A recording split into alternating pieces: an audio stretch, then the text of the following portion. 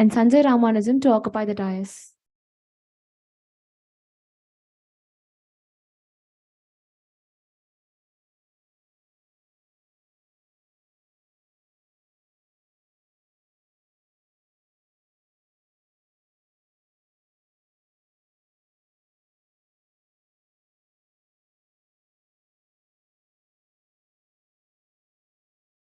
You are braver than you believe, Stronger than you seem, and smarter than you think. a warm morning to one and all gathered here. We welcome you all to the third day of Heber International Conference on Sustainable Environment and Economy. We are immensely happy to welcome you all to the fifth plenary session of this conference on green project investing. We are highly privileged to welcome the resource person of the session, Mr. Sanjay Ramanujan.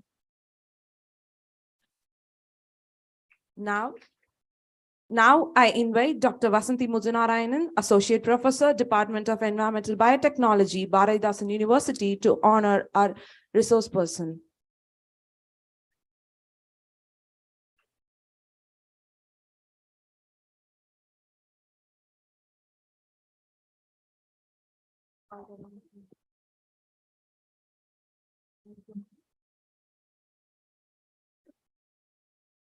Thank you, ma'am. Now I invite Dr. R. Carlton, Assistant Professor, Department of Environmental Sciences, to introduce our venerated resource person. Good morning, one and all gathered here. It's my immense pleasure to introduce Mr. Sanjay Ramanujan today, who will be delivering the session. Mr. Sanjay Ramanujan is a fellow of the Institute of Chartered Accountants of India and have also been qualified as a certified public accountant. He has been with multinational companies for the past 2 decades, and he has started his own advisory thing for accounting since 2011. And he has also been a guest lecturer and speaker to many of our institutions related to chartered accounting and accounting. And he has a very vast experience and in risk accounting and direct and indirect taxation and so on. So we are delighted to have you, sir. Thank you for accepting our invitation and to deliver a lecture for our students. Thank you, sir. Thank you. Thank you. Thank you, one and all. Thank you, sir. Now I hand over the session to you, sir.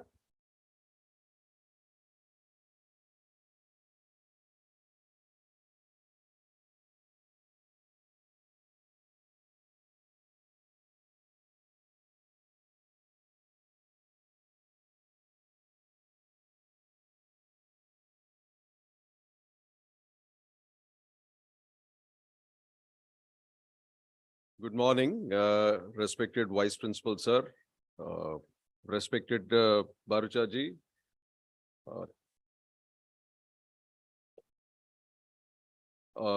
distinguished faculty, and dear friends. Thank you for this opportunity to share some of my thoughts on green investing. I have actually been involved in this green investing space since 2012.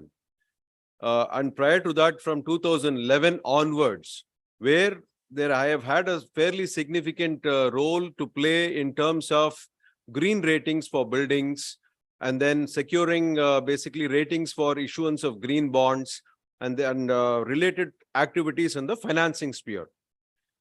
Now, I probably would like to start off, with, from a converse role, because I find myself to be a finance professional amidst technical professionals, are basically hardcore technical professionals here. But I think this is probably at a very opportune time, a time like never before, where ecology, conservation, and finance, or let's say economics, will have to coexist. There's a huge opportunity for students like you. In fact, in one of the reports that was published in 2020, in terms of the jobs, number of green jobs that were created across the world, we have a data point of almost about 12.7 million jobs being created in the green space. And at least in our country, we have had a data point of about close to about 870,000 jobs being created in the green space.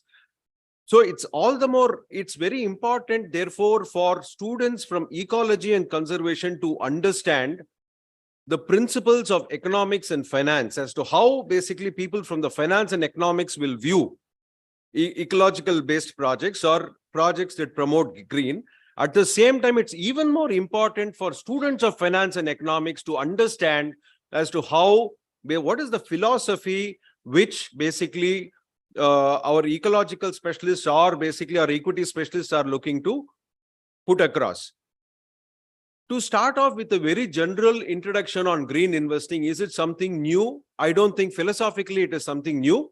We have had this basically coming right from the father of our country, who said that there is enough in this world to meet everyone's need, but not everyone's greed. I think that's the best definition of sustainability that one can have.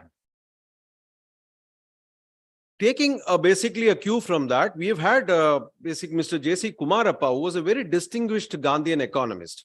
Not sure whether many would, from the ecological space, may have actually read about the pioneering work of Mr. J.C. Kumarappa, but he was the person who actually demonstrated through his surveys, through his household surveys that were done at least a century back, close to a century back, as to the importance of the self-sufficiency or at a village level. So basically, the entire economic model was based on a attaining self-sufficiency at a micro level. So these were some of the earliest concepts on sustainability and green investing that actually happened in this country. So India, therefore, is not new to sustainable investing or green investing. In fact, India is probably, I would say, been the pioneer in terms of demonstrating principles of green investing in our projects. Even in terms of, for instance, while we have had this fascination with green investing since the definition of 1987, sustainability by the United Nations in 1987. But Indian companies have not been sort of new to demonstrating green investing or sustainable investing. There used to be 1, 2 or 3 separate pages in the annual report of a company demonstrating as to what were the savings achieved in terms of energies, what new technologies were deployed by companies in terms of energy savings, in terms of basically savings in foreign exchange. There were at least 2 or 3 pages that were part of annual reports of companies even from 1980. So therefore, the point is, green investing or sustainable investing as a discipline is not new to this country. And we can rightfully claim that we have always been one of the pioneers in this space. Now, I would actually like to stagger my presentation, maybe in about 3 parts. The first part, basically, where we understand what actually drives this concept of green investing or sustainable investing. These drivers, are they expected to endure for the next 30 years, 40 years? Because if there is a phenomenon or if there is a concept that is kicked off, which is not expected to endure beyond 5 years or 6 years, they may not necessarily make a very significant relevance to students like you who are looking to build careers. So whether this concept of sustainable investing and green investing for students like you is actually going to endure over let's say half a century, or say, for instance, even a century. So understand, therefore, what are the drivers for making this concept enduring, let's say, over the next 50, 60 years. Then try to understand what is the taxonomy that is used by finance practitioners, like institutions like, for instance, IREDA. Institutions like, say, for instance, you have several global mutual funds like BlackRock, which is amongst the largest investors in ESG rated projects. Understand as to what is the prism through which they appraise projects. For instance, we have been talking about solar. We have read about solar, open land, solar panels being constructed on open lands. Now solar panels coming on rooftops. Then we have had projects. So what is therefore the canvas? How do these institutions appraise projects, green projects? So there basically we look at some of the definitions and important taxonomy. Then the second part, I would look at it from an Indian context. What are going to be the drivers for green investing and sustainable investing over the next 15 to 20 years? That would be the second part. The third part is where there is a project where our firm did a technical and a financial viability assessment for funding a municipality-based project. So basically, the third part of the presentation would actually showcase some of the broad financial parameters, not only financial parameters, as well as the green parameters that were considered in appraisal of the project. This is basically how the three parts of the presentation would be sequenced.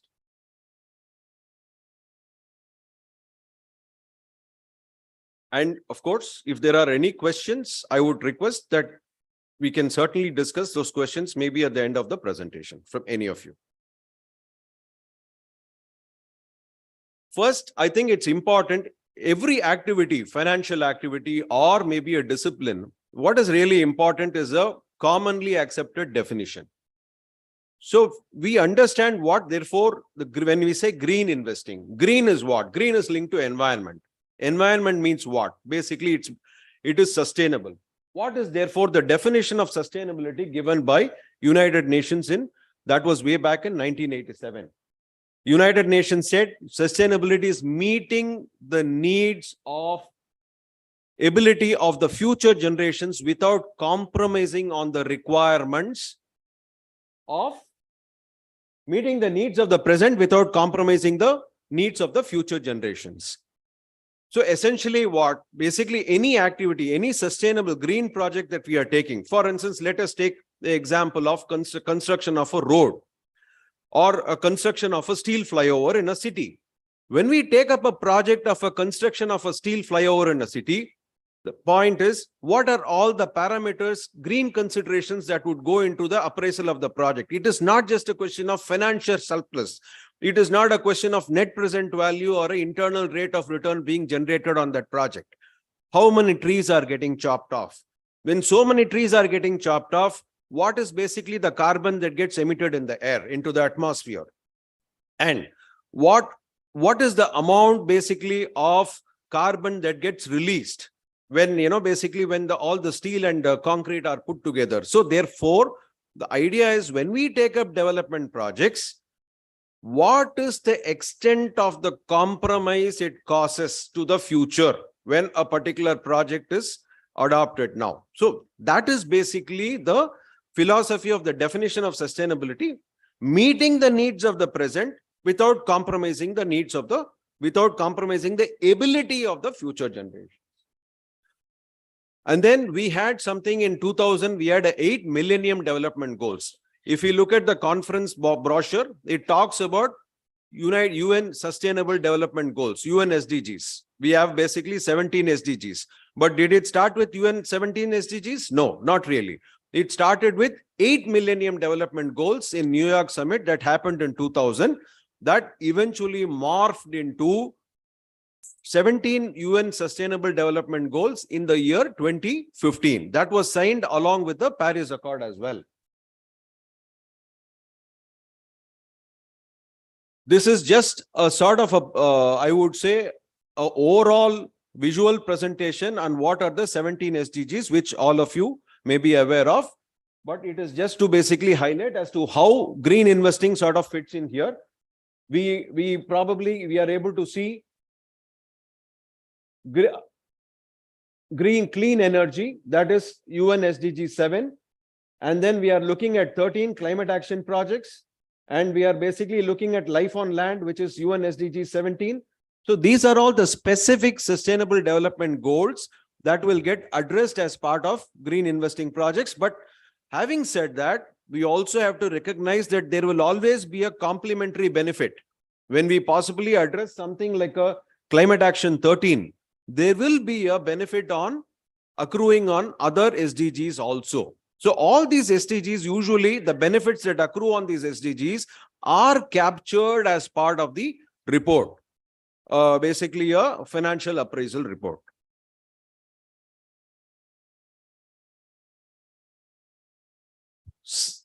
Key terminology basically relating to sustainable in green investing. We talk about ESG investing. Many of us would have heard of this term ESG investing, which in fact, I think probably is amongst the most popular terms in finance today. Environmental, social, governance investing. Now, what there, E stands for environmental. Anything that relates, that mitigates the carbon footprint, that enhances the ability, that basically that sponsors climate mitigation, that sponsors climate adaptive technologies, building of institutions, that basically falls under the dimension of E. S is basically more on the equity side, where it relates to social impact. When we talk about social impact, for instance, basically we are talking about taking up projects in Northeast India, or basically empowering the life of tribals.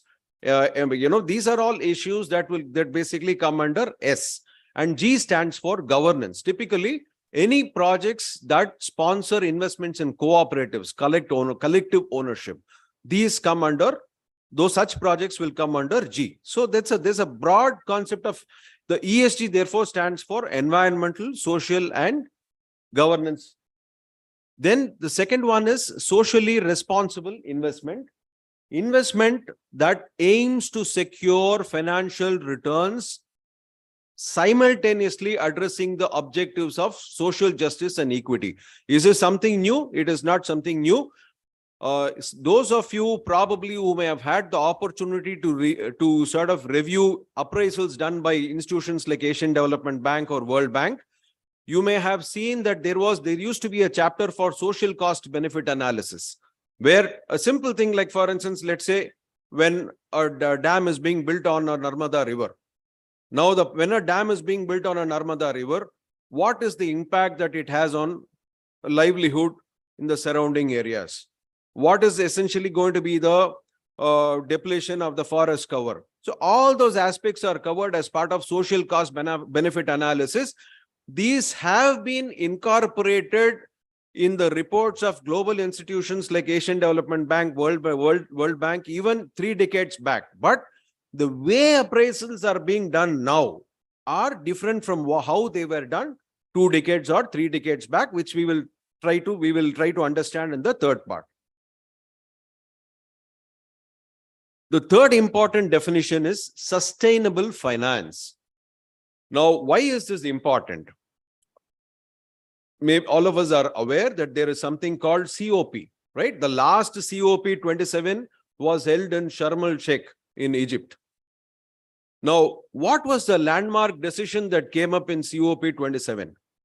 One of the basically decisions was that the developed countries which have enjoyed the benefits of the Industrial Revolution, which have enjoyed the economic benefits of the development in the last 70, 80 years, should set aside a fund of $150 billion at least in order to meet the requirements of green capital in the developing countries such as India.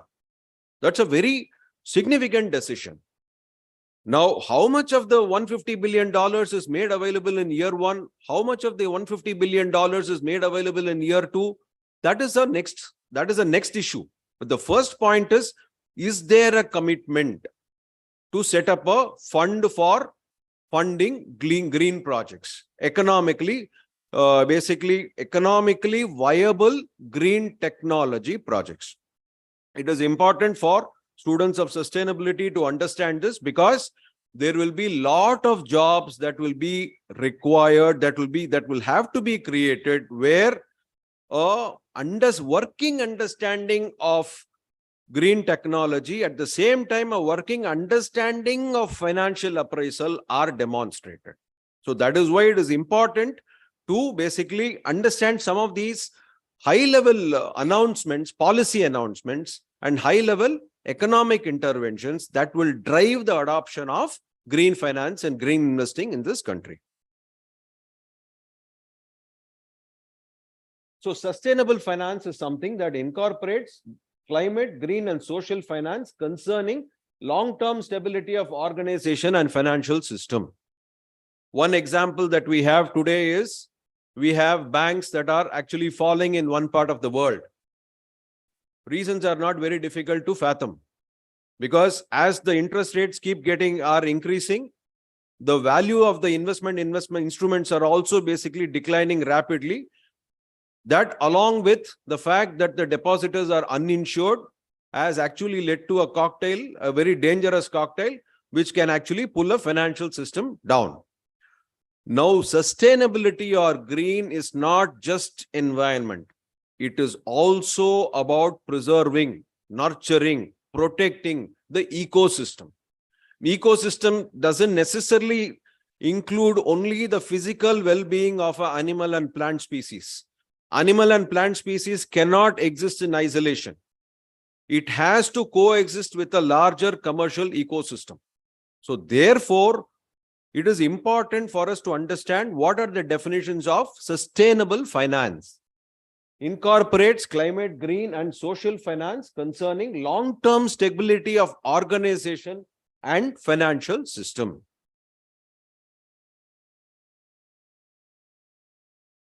Now, we will actually come to the specific subject of green finance as to what exactly green finance or what could green finance encompass. There are three broad components of green finance. The first component, it is actually in a way it works sequential, because without achieving significant success in the first component, it would be difficult to visualize success in the second or the third component, though there could be stray or isolated instances. First one is mitigation. What do we mean by mitigation? Why are we today looking at a solar rooftop? Why is the government sponsoring subsidies, providing subsidies to households for installing solar rooftop systems? It is as simple as mitigating the carbon impact footprint. Now, if the solar rooftop panel is not there, the power is going to be drawn from the government grid. And government grid today generates power from thermal coal. So therefore, the point is, how do we therefore achieve mitigation of carbon emissions? A way is to do that is to mitigate. Mitigate is therefore the first step. There are several technologies here. On the energy side, we have solar rooftops. Simple thing like a vegetable waste or probably poultry waste or a meat waste that is actually being deposited in the landfills in municipalities. See, around Trichy, for instance, if someone takes stock in terms of what is the extent of vegetable waste or poultry waste, meat waste that is getting into landfills, at some point it's going to become leachate and basically contaminate the soil. Can these be converted into clean energy? Can this be converted into clean energy that can perhaps sustain a large farm, or that can provide energy requirements for an institution, entire educational institution? So the project like a solar, for instance, demethanation is a technology where we can have feedstock, green feedstock being converted into clean power. Afforestation. Today, the best source, that there are two most important sources by which we can avoid disasters, climate disasters. The two major sources are forests and oceans. Nature has given the best resources in the form of forests and oceans. More and more we dispense with them, more we are going to basically have issues for us. 2 days back, we have had United Nations synthesis report being issued, which clearly states that we have a time bomb ticking. Well, whether the objective of the report was to sensationalize or whether they were actually sort of wanted to communicate the stark reality, that is a different point. But today we have a situation where, we like it or not, environmentalists are putting out any numbers of anywhere between 500 to 2000 species that are going to disappear from this planet by the end of this century. Climate is not something new to us. Dhanushkodi near Rameshwaram went off the map because of a terrible cyclone. We are having Pakistan, for instance, has lost $30 billion. One of the major causes for the economic distress of Pakistan today is because of the $30 billion economic losses sustained by them in floods last year.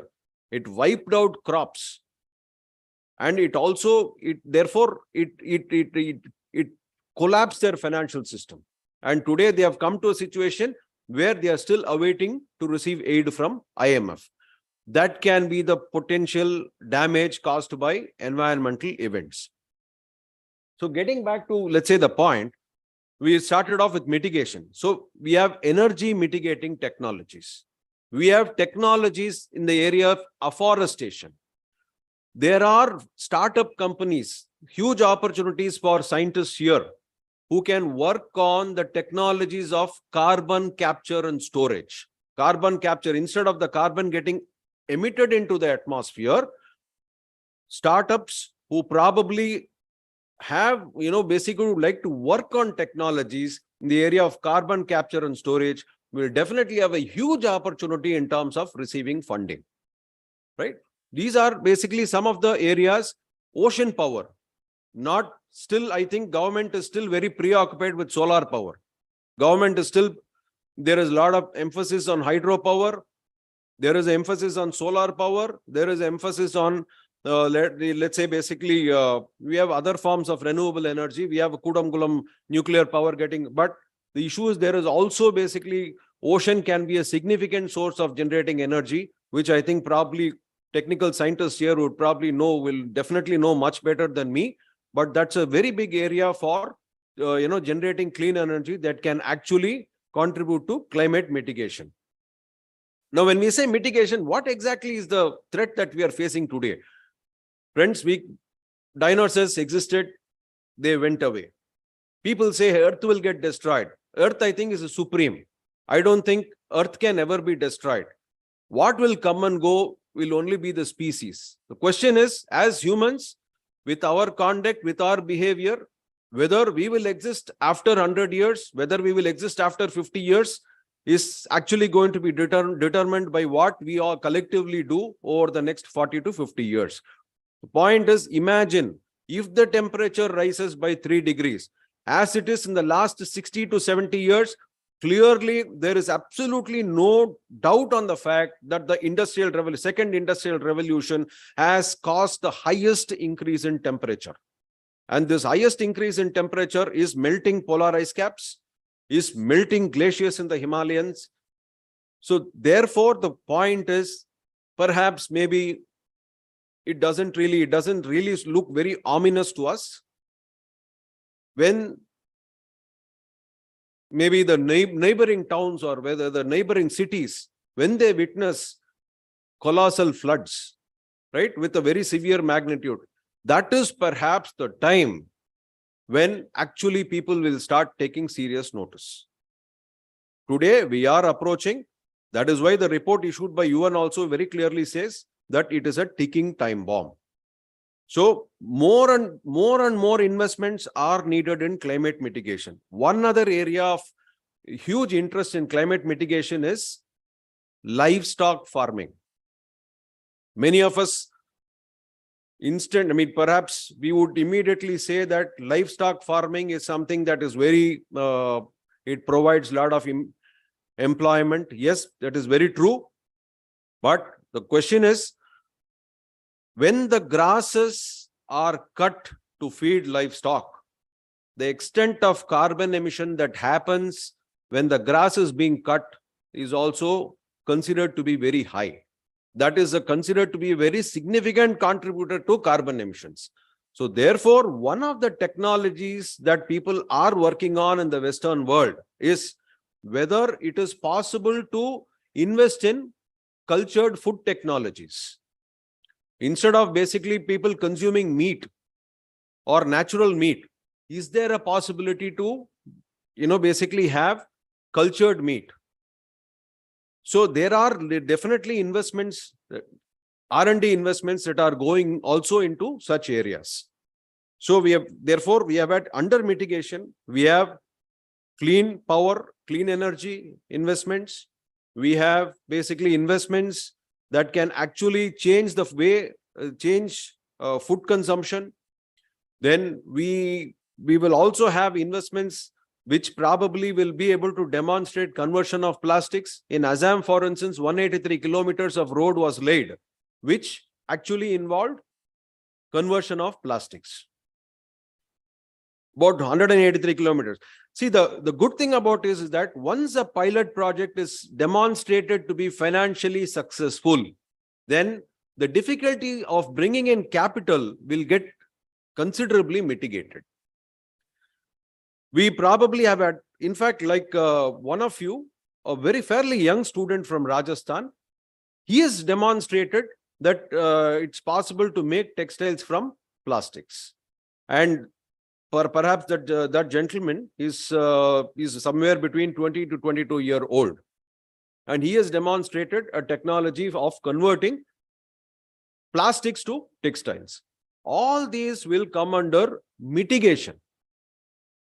Next step would be adaptation, climate adaptation. Adaptation initiatives promoting climate resilience of infrastructure, social and economic assets. The point is, what do we mean by resilience? Resilience means withstanding capacity. In simple terms, let's say if we are to take an analogy from agriculture, we talk about the concept of drought resisting varieties of seeds. What does that mean? Because the seed has the resilience. It has the withstanding power to withstand against the effects of droughts. Like that, adaptation technologies would mean where basically assets themselves are built using technologies that can withstand effects of climate change. In buildings, today we are able to see, civil engineers would know that buildings can be made to withstand the effects of earthquakes. Seismic proof. After the first stage, we will basically get to a stage of climate adaptation, where clearly the asset itself will be able to sequester carbon. It will be able to trap carbon without permitting carbon to get into the atmosphere. The third one, of course, would be to address the objectives of biodiversity, pollution prevention and control. Some of the economists at this point feel that this is essentially a sequential approach, though there is no conclusive thesis to argue that this particular investing approach has to be sequential, meaning first we invest in mitigation products, then we invest in adaptation technologies, and then we invest in bioconservation. What is important, let us say, for a government? If we put our shoes, we put ourselves in the shoes of a government, whether be it a state government or a central government. What would our objective be? Our objective typically would be is that if I invest 10 rupees, am I getting the maximum returns? Not necessarily financial returns. Am I getting the maximum impact out of it? So therefore, the choices that would be made by the governments would essentially depend on the kind of impact that is being generated by those green investments.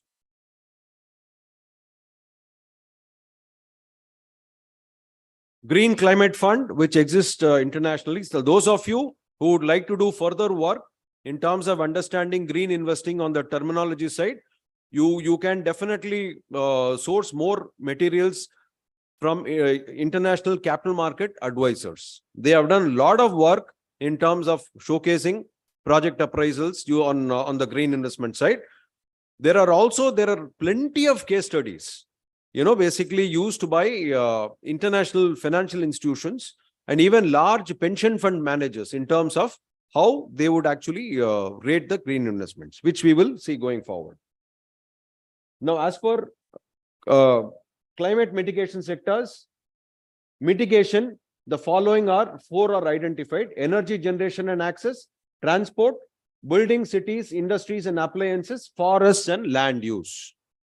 Afforestation is a very important area. Energy generation and access, we looked at examples like solar. We looked at examples like, for instance, biomethanation projects. Transport today, for government, e-mobility is a very important objective. In fact, our union budgets last 2 years, we have had tax deductions being provided for individual taxpayers like us. Or basically, when we buy e-vehicles, we are entitled to claim tax deductions from our individual income tax returns. That is the level of support that is coming from government in terms of sponsoring, e-vehicles. Besides that, if you look at the other investments being prioritized by the government, we have had metros. Basically, we have had metro shuttles in various cities. Then we are seeing a lot of emphasis on promotion of e-bikes. Right? Not sure about in other tier 2, tier 3 cities, but tier 1 cities clearly are basically witnessing a lot of dialogues for providing separate trails for bicycles. This is how our ancestors actually commuted, and we are actually getting back to a healthy form of commuting, meaning using bicycles at least for a radius of 2 to 3 kilometers. Transport, under transport, there is another scheme that is actually used by Indian oil companies. It's called SATAT, S-A-T-A-T. It is where oil majors are mandated to purchase CNG at 45 or 46 rupees a kg, which actually can get increased. So therefore, what is the advantage for maybe people with entrepreneurial aspirations in the area, in the sustainable area? Those who are probably willing to get into biomethanation, they can definitely set up a project. Higher the capacity, better it is. You will be able to save your municipality from basically landfill contamination. At the same time, you have an assured market in the form of purchase by oil companies, guaranteed. And today, I can tell, at least with my experience in finance, I can say, definitely in terms of payments from government companies, certainly I think there aren't really much delays in terms of receiving payments from government companies. For those who have entrepreneurial aspirations, certainly biomethanation projects is a fairly good area where there is an assured market for purchase of such products. Building, cities, industries and appliances. Today, for instance, from finance, let's say if I were to appraise, what is a very big advantage today in the area of buildings? Investments in solar, be it a wall panel, be it a rooftop panel, energy saving devices, energy saving technologies. These technologies, you can claim accelerated depreciation. I'm sorry, I apologize if perhaps I'm being too technical on this. What I mean by that is, this accelerated depreciation will help in reducing the tax outflow for a company, will help in reducing the tax outflow for a project. So Indian government now, but however, it is not possible for anyone and everyone to claim benefits. Benefits can be claimed only by rated projects. That is where there is a huge scope for professional students like you. People can take up sustainability certifications. There are certifications offered by US LEED. Here in India, you have India IGBC, India Green Building Council. Indian Green Building Council offers certificate examinations for appraisers. Any project will be recognized as a rated project only if it is rated by a IGBC appraiser. Of course, there are other organizations also like Griha, and for TERI, there are other organizations that do green appraisals. But what is important is for basically students like you pursuing sustainability. There is a huge 20 billion square feet of space of green buildings that will have to get rated. So huge entrepreneurial opportunity. It's also an employment opportunity. So building cities, industries where even walls can come with solar panels. It is not necessary that solar panels have to be put only on the rooftops. Even walls can have solar panels today. And then verti-farming. In Bangalore, for instance, close to the airport, you will find some buildings where that have green covers on their walls. Well, it may not be necessarily appealing to the conservationists, but at the same time, there is definitely a mitigation there where the heat ingress is definitely, it acts as a shield against heat ingress. And similarly, for instance, in terms of building blocks, instead of basically using solid blocks, materials that with, basically hollow blocks, which trap air between the two walls, creating a vacuum-like effect, reducing the temperature. It creates a natural air conditioning effect. You can have technologies like, for instance, that mimic termite systems, like how termites generate air conditioning. You can have technologies, create technologies that mimic basically the way air conditioning is created in termite mounds. So those such projects get funded under buildings, cities, industries, appliances. Forest and land use is very important, typically because every acre of forest grown means that more and more carbon can be sequestered. The day a trunk is chopped off, in fact, there was one saying by an economist saying that, look, what is the use of a sawmill when there is no forest? So that is the importance of afforestation. So these are 4 broad areas that have been identified under the Green Climate Fund globally. Why it is important for us to understand these definitions is that, look, India cannot have its own set of definitions. When today, for instance, if you are looking at a civil code for buildings, if you are looking at the formula, the terminology, the taxonomy tend to be similar across.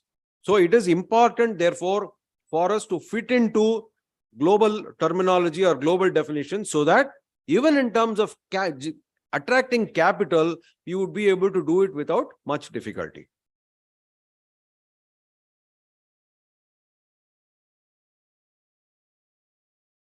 Adaptation, we look at flood mitigation, drought management, disaster monitoring and emergency response system, capacity building and risk reduction. I'm not too sure whether the first one is getting covered under the smart city projects, but the objective is to basically, the first one has to be covered as part of infrastructure planning. The second and third one, I'm sure, are self-explanatory. Flood mitigation, for instance, I think we in our culture, particularly the way, I would say, the way our state, we have demonstrated an excellent understanding of flood mitigation in the form of check dams. Check dams has always been part of our natural irrigation systems. We have never really built large dams. Check dams on major rivers is something that has always acted as a flood mitigation for us. Drought management, basically investing in genetically modified crops that actually help the plant species withstand the ill effects of droughts. All these 3 come under climate adaptation. Now, in terms of the appraisal criteria, this is actually from one of the world's largest institutions. Most of the institutions, for instance, if we take appraisal of a financial project, unanimously, most of the projects would be appraised using the matrices of net present value, meaning whether there is a cash flow surplus, whether the cash flow surplus covers the cost of capital. That is the simplest definition that across the world is used. Same way, in terms of assessing the green impact, while of course this has been there as part of the social cost benefit analysis, but I can assure you today the kind of sponsorships that are coming from the global funds. Global funds have been given a mandate by all the leading stock exchanges. Global funds have been mandated to invest only in ESG rated projects. And what do we saw? ESG rated means environmental, social, governance rated projects.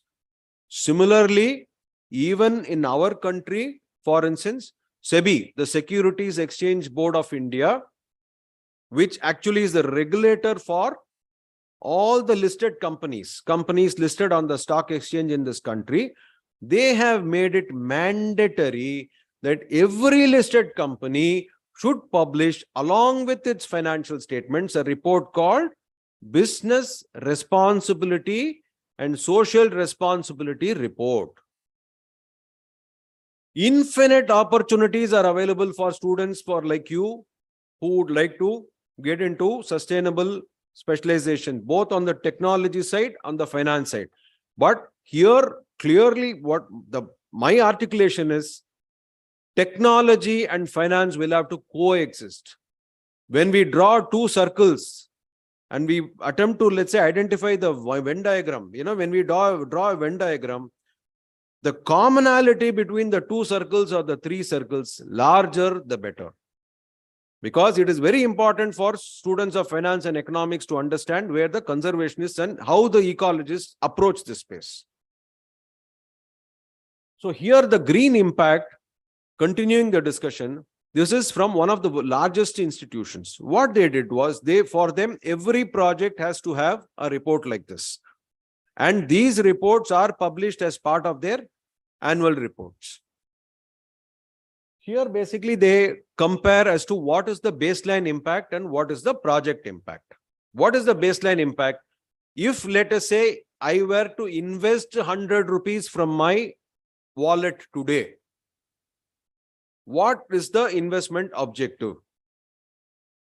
Now, if, let's say, instead of doing this, if I invest in a biomethanation project, if I invest in a afforestation project, if I, let us say, for instance, invest in a technology that promotes clean fuel, what is it that I have saved in terms of GHGs? What do we mean by GHGs? GHGs is something that is very sacrosanct.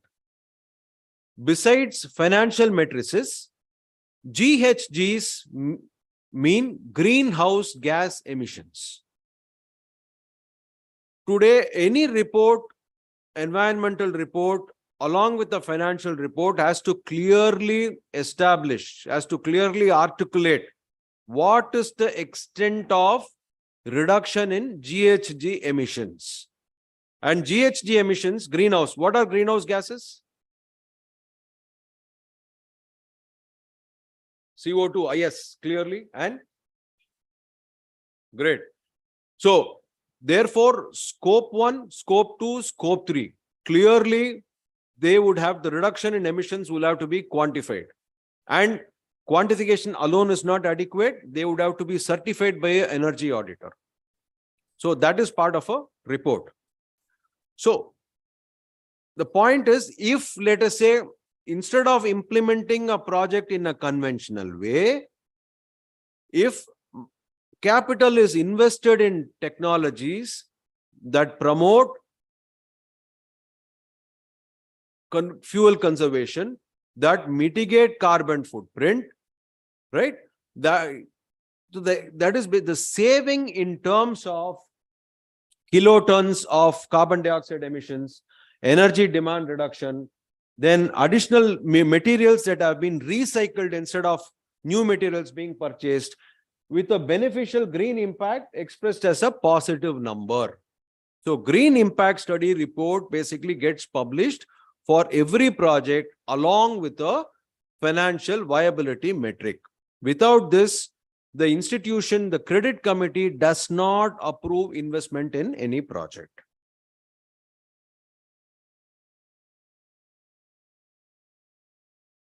So friends, basically the first part, we saw some of the motivations, or let's say some of the dire necessities as to why we should be looking at green investing, why we should be looking at sustainable investing. This part, basically, second part, we will look at what are the motivations from an Indian context. So today, after post 2015, every country has to issue something called a nationally determined contribution plan, NDC. And India basically has issued a NDC, and we have also made additional commitments beyond the NDC. We have said we will by 2030, beyond whatever is the NDC that was originally given by us, we will also make additional contributions. That is basically, I would say, the thesis or the justification, or those would actually drive demands for capital in green investing. And what are those areas? Reduce emissions intensity of its GDP by 33 to 35%. Achieve 40%. Now this 40% has been increased, which we will see in the next slide. Enhance forest and tree cover to create additional carbon sink of 2.5 to 3 billion tons of carbon dioxide. Now, for this base nationally determined contribution, what is our capital requirement? Our capital requirement is about $170 billion every year. Cumulatively, we may need about close to $3 trillion. Now, that would actually vary depending on the fluctuations between the exchange rates of two countries, because these are determined based on a certain exchange rate. So when the exchange rate, let's say for instance, rupee depreciates to 85, these numbers can change. When the rupee appreciates to 75, these numbers can change.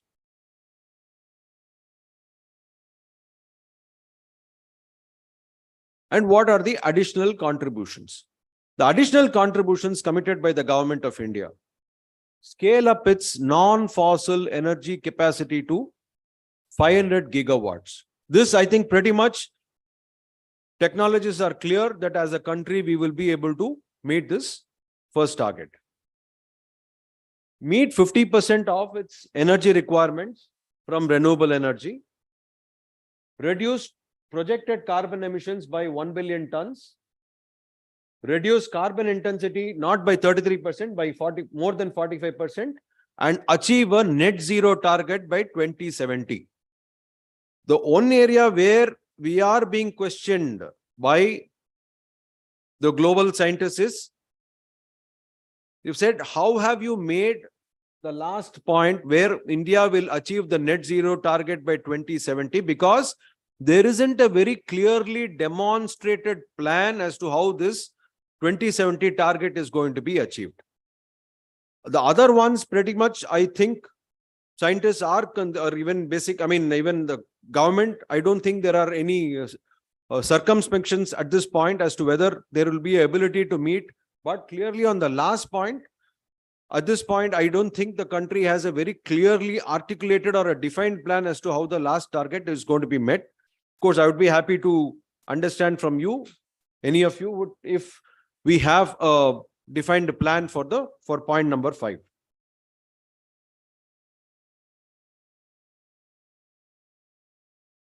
Originally, we started off in order to achieve the national change, climate action change.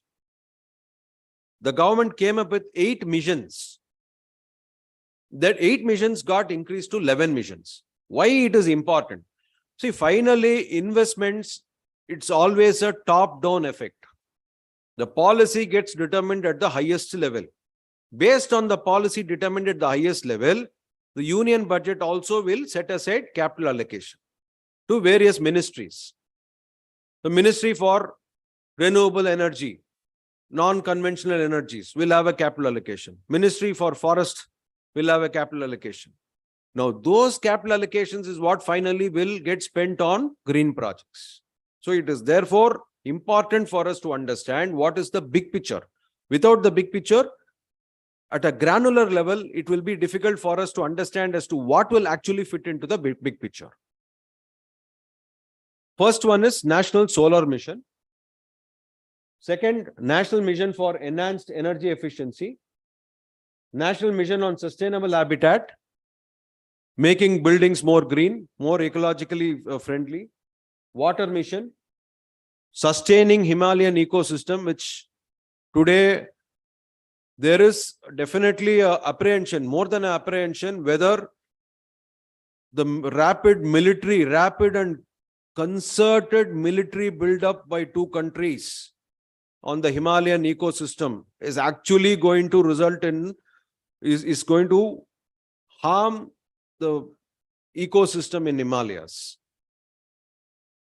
National Mission for Green India, Mission for Sustainable Agriculture, Mission on creating strategic knowledge platform for climate change. Then there are 3 more missions that were added by the government.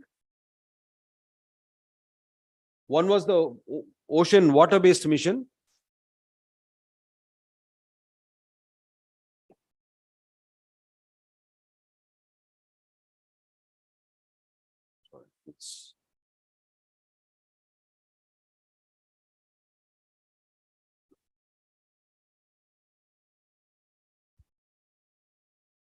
Coastal System Mission. We have the Sagarmala project. In fact, in Tamil Nadu, I'm sure many of us would already be aware. Chennai, for instance, has 3 rivers, right? I mean, basically we have Kuam River, Adayar, Kosastalai River, North Chennai, Buckingham Canal. So the idea was to basically use the network of these rivers and canals even for promoting inland transport. This concept existed even at the time of Britishers, because I come from Chennai. Yes, I'm aware of some aspects of it, but the plan did not get developed. Today we have the world's largest river cruise being announced from Varanasi that goes right up to Assam. The cheapest form of transport today is ocean transport.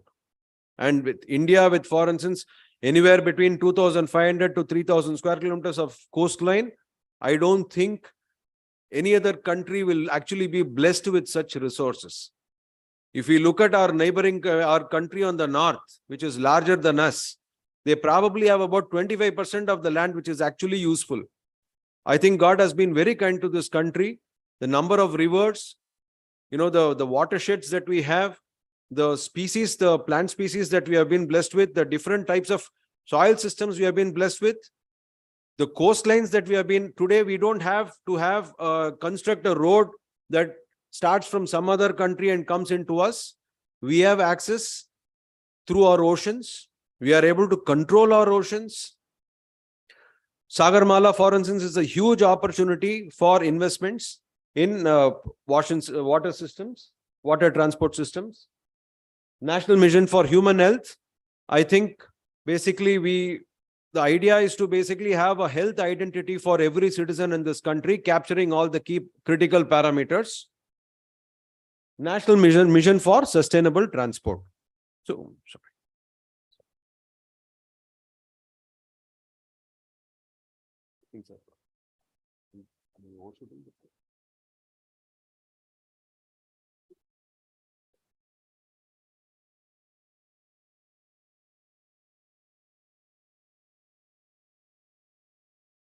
This actually gives some very broad data points on clean energy. See, because a lot of green investments still go into clean energy. Many people basically look at democratization of investments, right? Besides solar at a rooftop level, we can implement. What can be done at a municipality level?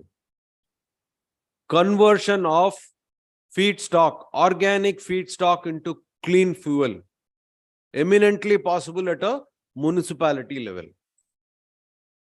So therefore, just to give a perspective, we have biofuel, hydro energy, renewable energy, rooftop solar, solar photovoltaic and wind power. Out of which clearly we have biofuel, rooftop solar that can be done at a municipality at a house level.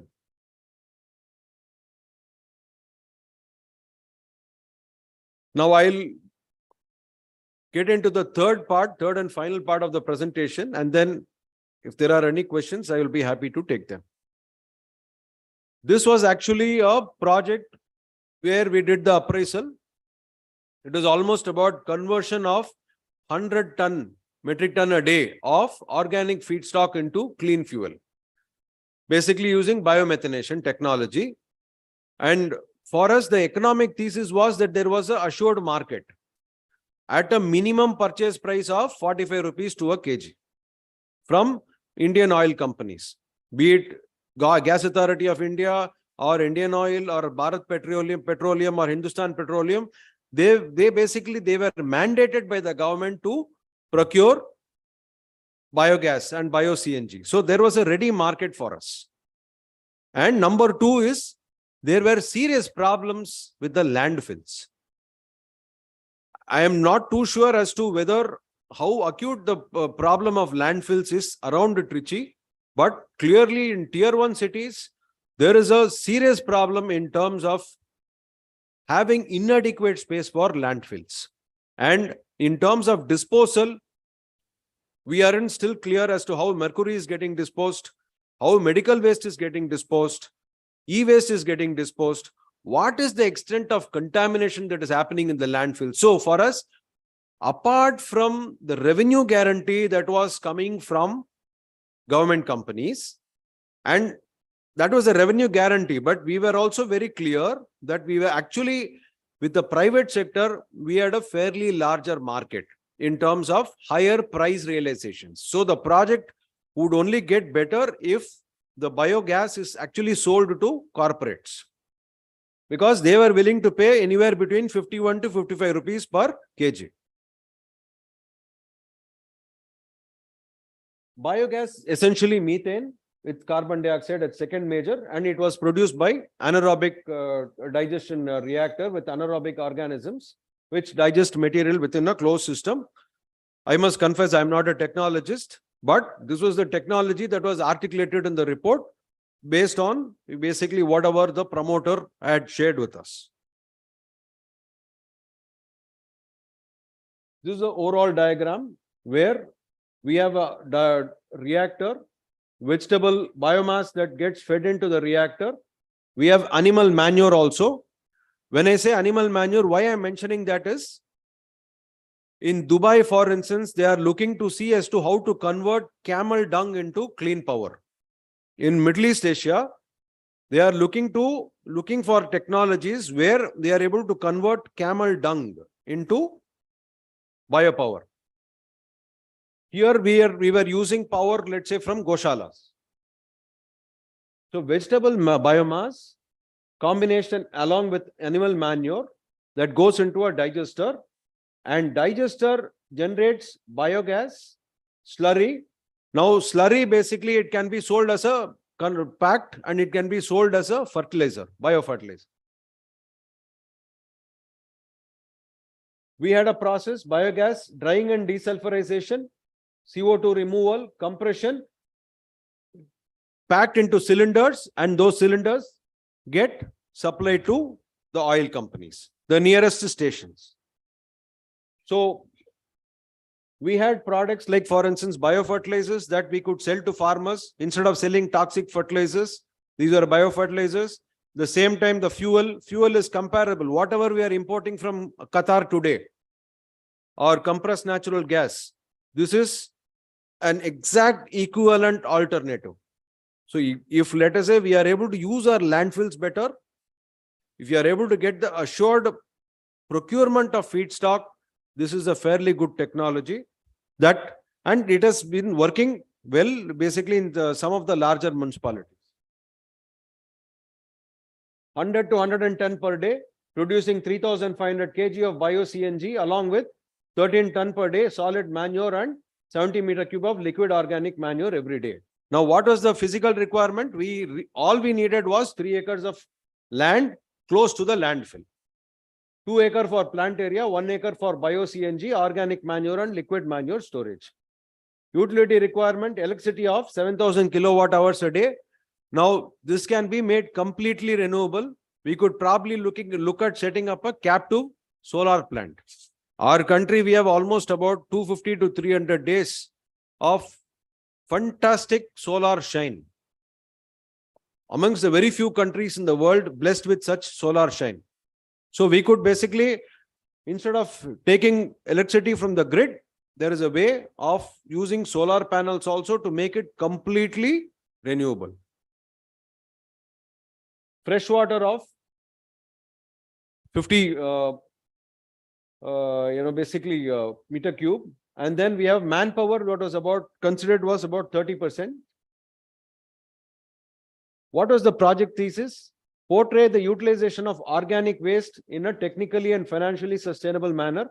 Said project will also help in reducing landfill and therefore nullify all the landfill related problems like GHG emission, leachate problem, order issues due to organic waste.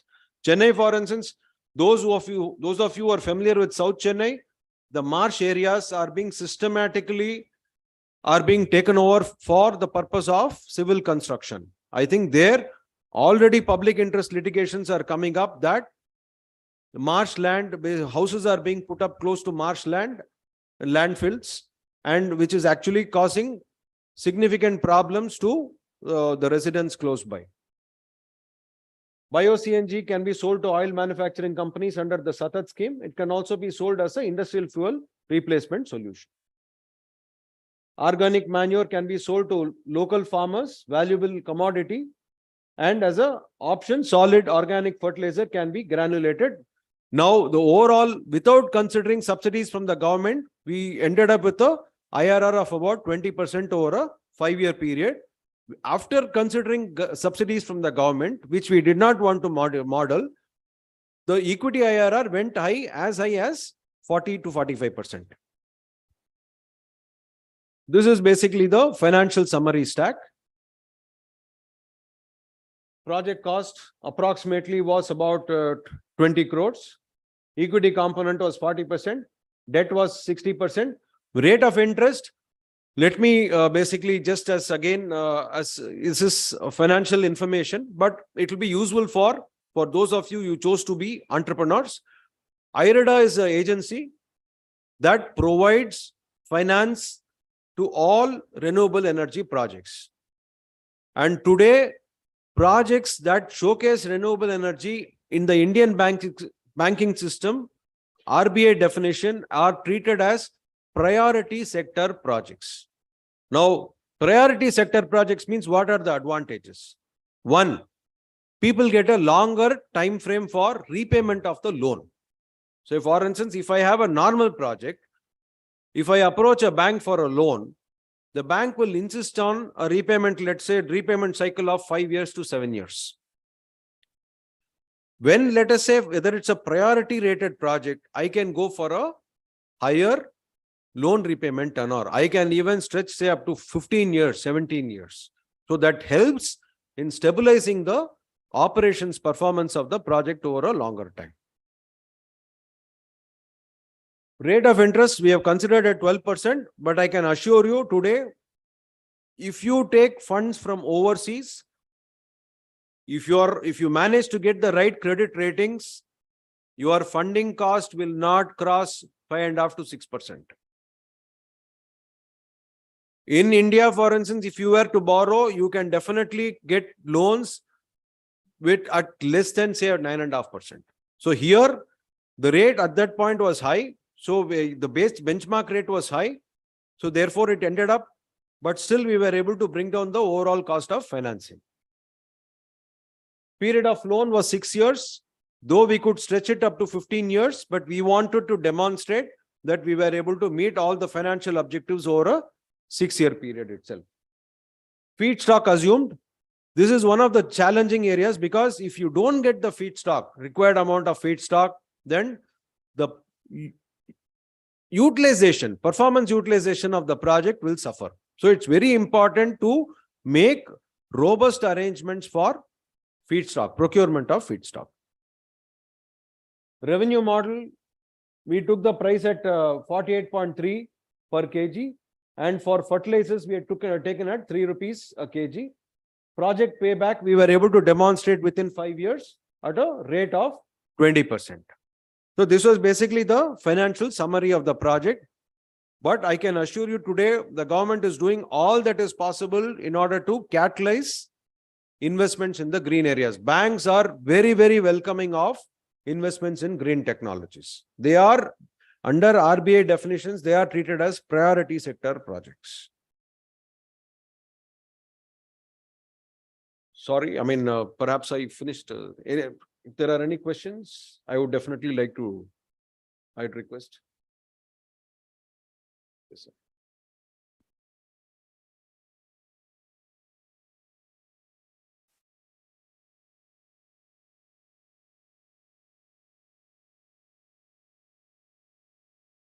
So first of all, thank you for a detailed presentation with current examples.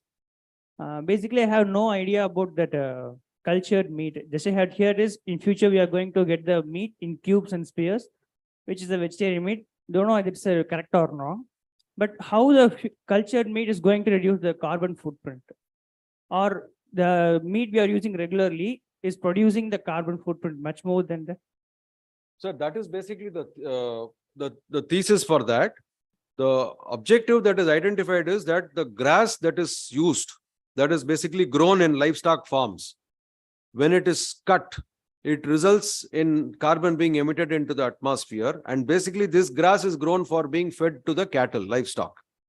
So the idea was, and these livestock, when they get slaughtered in cattle farms, then what that is based, that actually becomes the source for meat, traditional meat. Now they are trying to find out a way by which they are able to mitigate the emission, carbon emission that comes from chopping of grass from farms, livestock farms. Now, this is a technology that is still nascent. It is not that we have probably reached the end of the, I would say, we have very evolved demonstrations of this concept, this technology, but they are expecting this technology to be fairly significant, at least in the Western world. Which means the herbivores is producing more and more of carbon footprint. Like, sir, I am not a scientist to let me there, but to basically from very rudimentary knowledge, I can tell you, tree is today the best source of sequestering carbon. One tree trunk, I think a tree that gets chopped, at least about a ton of carbon gets released, right? So therefore, the point is, when the grass and the trees, more and more, they are basically being chopped off, that results in carbon emissions. So the idea is to see as to how to prevent this. thank you. Perhaps all of you can start, working on identifying such technologies, very innovative technologies. And Indian, I'm sure there is no dearth of intellect in this country. There are institutions that are amongst the top 50 or even 10 in the world that produces brilliant research output. So I guess I'm sure my wishes to all of you, so that people like you can identify such technologies and contribute to this. Sure, thank you.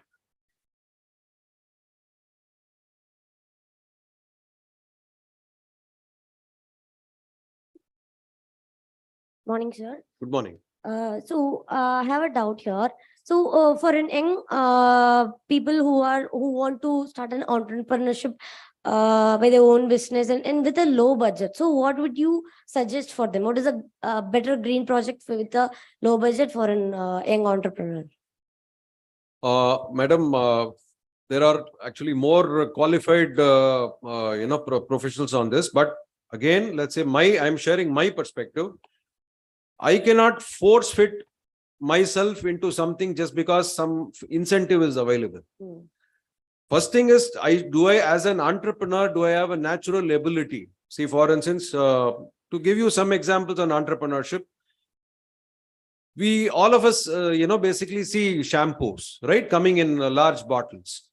Now, when we had, for instance, someone spotted that a shampoo in a 1 rupee sachet actually could create a revolution in the market. Correct? He came up with a product. So entrepreneurial, there has to be a natural resonance. That cannot be, for the sake of an incentive, a business cannot be started. An entrepreneur has to have something that intuitively tells him or her that this is a very robust business model. Now, to respond to your questions, I think there are enough things, for instance, where today there are our traditional medicines. Actually, there is a fairly large market for our traditional medicines. There is I would say, market for setting up biomethanation plants that are basically all you need to do is just take vegetable waste and you're able to convert and sell. You're able to sell compost. Now, compost, for instance, in an institution like this, definitely, I think for the plants, you will need compost. So there are, I am not necessarily the best person to talk about entrepreneurship because I have been more an advisor. But at the same time, what is important is entrepreneurs cannot start businesses only based on incentives. Incentives may be there today. They say the scheme will get withdrawn, say 3 years later or 4 years later. But it is important to identify the interest, the ability, and then try to map it to opportunities available. Thank you, sir.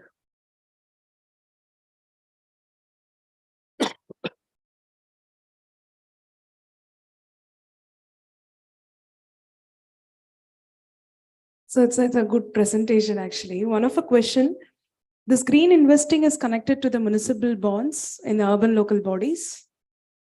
Yes, madam. I think we will definitely see perhaps maybe in 4 or 5 years from now, rated green bonds, where perhaps we may have bonds being issued by municipalities. Typically, with going forward, we will definitely find a lot of financing instruments being rated green. Okay. Second question is that now this green investing project is more towards an industrial site,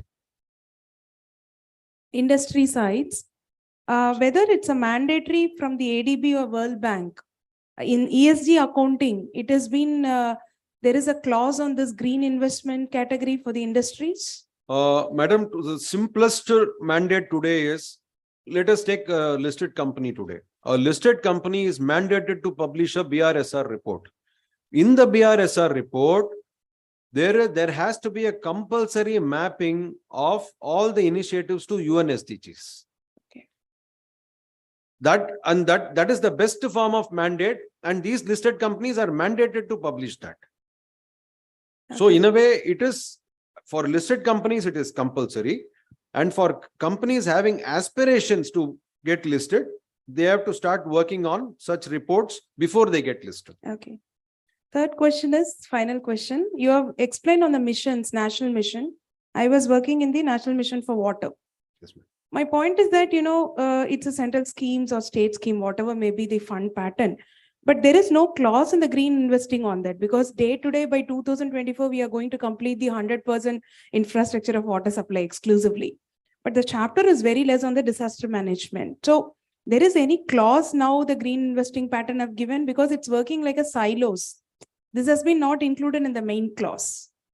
True, madam. Which is, I think one of the mission also is to sort of integrate strategic knowledge on climate change, right? So, so I think the government is putting a portal. So even today, for instance, I think even not necessarily all state governments are staffed with climate desks, to be very candid, because when one of the projects, when we approached government of Maharashtra, while there is on paper, there is a climate desk, but whether there are people who are populating that desk, be it Maharashtra, be it Tamil Nadu, I think we'll have to see as to whether, to what extent, how robust these departments are. Thank you, sir. Thank you. Thank you. Any further questions?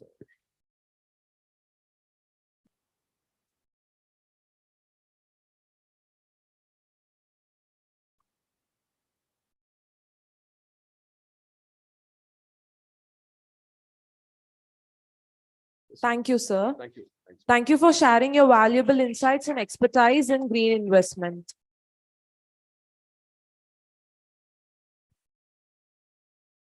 It's time for the tea break.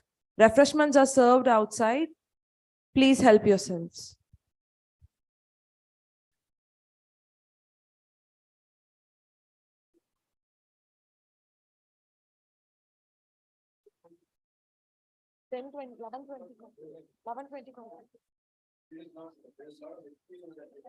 The next plenary session will commence by 11:20.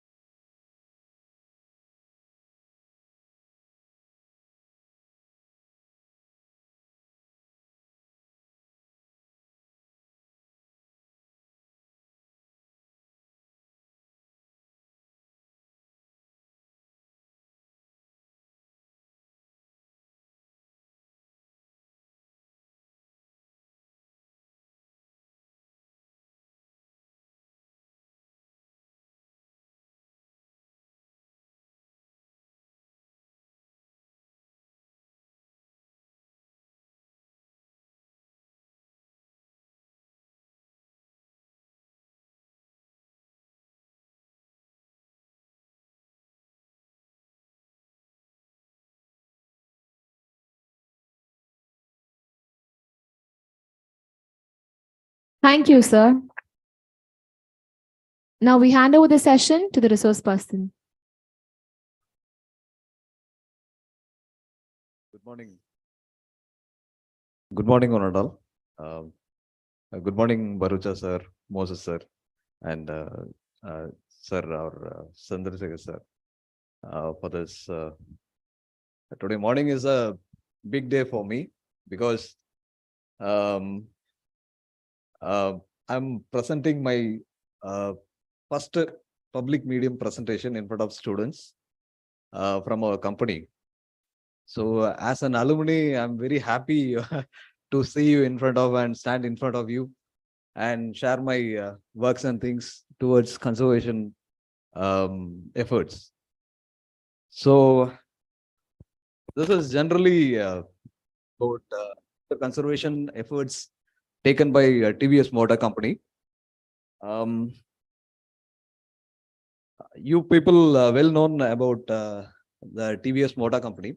TVS Motor Company is the popular two-wheeler and three-wheeler manufacturing company. So what is there in nature and nature conservation to two-wheeler company?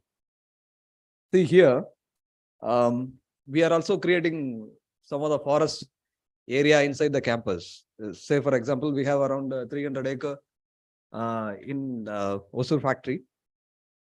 In that 300 acre, we have created 50 acres of forest, something like. So not only in Osur, we are having in Mysore, Nalagarh. Nalagarh means Himachal Pradesh.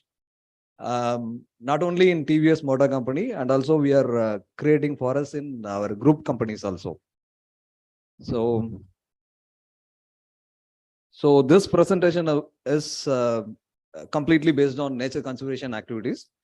And very importantly, this initiatives are brainchild of our chairman, Padma Shri Venu Srinivasan sir. So the conservation efforts taken 30 years ago, tentatively 3 decades ago. And our important policy is continue to connect with nature. So also we are following 15th SDG. So TVS way is always eco-friendly way. And in TVS, we are following 4R concepts.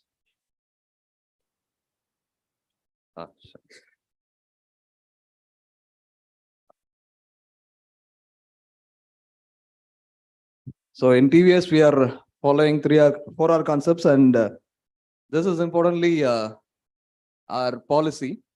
So each and every campus, we will be maintaining 1/3 of a greenery area. So in that, 50% would be the forest area. We plant native forests, native plants, and develop native forests. So very importantly, we are not using pesticides. We are not harming any animals, and we create habitat, especially pond creation, forest creation, small micro habitat creation. So all these things we are doing in our company. So we believe in trust, value, and service as TVS, and also we respect wildlife very importantly, and we have some limitations also. Say for example, seeing an animal is our limit and not touching it. So in that way. So this is a small story about Mysore campus. Barucha sir has visited a few weeks ago tentatively, and this campus also we shown to Sir Barucha sir, and also our Osur campus. Both were started from the nothing. So like that. So this is our current TVS Mysore campus, dominated by the forest area. See the little bit behind us, the campus area, manufacturing units. So the campus started with the one tree. Now, after that, we started digging the pond and storing the rainwaters, and slowly started plantation in 2003, 2010, and 2018. 2018. So this is the transformation. See the old picture and new picture. Within 2000 and 2023, we have a large forest area with more than 15,000 saplings planted and very good and grown forest area. All this done by our predecessor and our top management, continuously focusing on it and continuously putting efforts to grow the nature conservation. That's a part of it. And I'm here for last 8 years in TVS and working as a naturalist. So this is about Hosur campus. This is actually largest campus. We started this campus about 4 decades ago. Tentatively 3 decades of lifetime we are doing, pastime we are doing this conservation efforts. This is aerial view. So we have a breeding colony inside the campus. Inside the campus, just opposite to the R&D block. So it is completely, what to say, it is completely unbelievable. You see, the more people are walking, going and coming, bikes and cars are going and coming, but still within 100 feet of distance, we have one painter stock heronry. So birds are coming and hundreds of birds are coming and doing breeding there. And they are thriving each and every year. And this year also we have more than 70 pairs of painter stock and other birds also. Totally more than 200-300 birds are there in our pond. So this is another one concept. We are doing conservation in large scale. Big water bodies. In Hosur factory, we have more than 10 water bodies. So streamlines, check dams. So some other small pools and things. And importantly, we have very good floral diversity. Tentatively, more than 500 species of plants are there. So these are all very important fruit-giving plants for birds and other animals. We planted and maintaining it. So this is some other specific point in our campus. And we have more iconic trees here. So we didn't cut any tree. And we are maintaining the old trees for the nature to thrive. So this is one of the important tree in our iconic trees. It would be around how many years it would be? Can anybody tell? This is Butea monosperma. It's about 80 to 100 years it would be. More than 100 years also, maybe. So we are maintaining all these trees. So this is not very simple and easy to create one forest because you will be having more hurdles in that. So we had the suitable all over the 50 acres in Hosur. And after the suitable clearing, we planted some of the new samplings. I'm talking all these things happened just about around 2000, year of 2000, not now.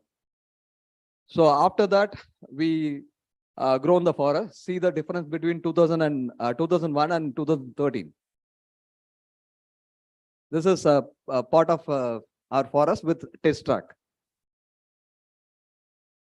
So we are not cutting any trees inside the campus at most, and we will be doing transplantation of all the big trees.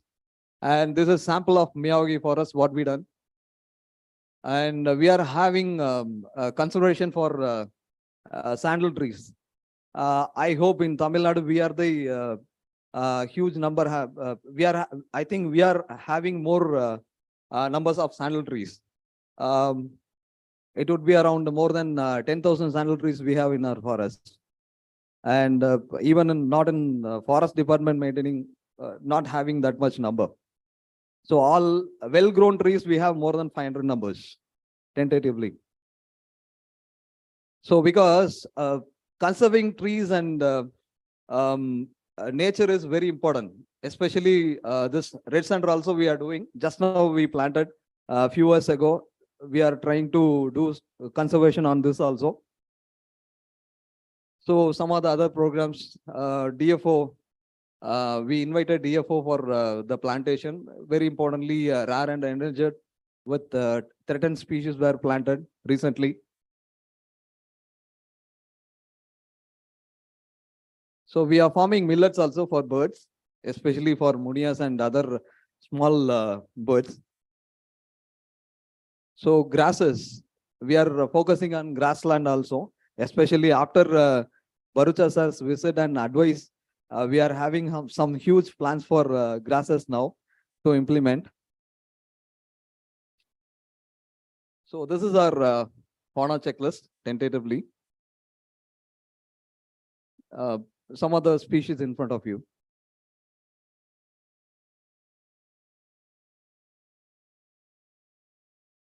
All are camera drop picture, these two.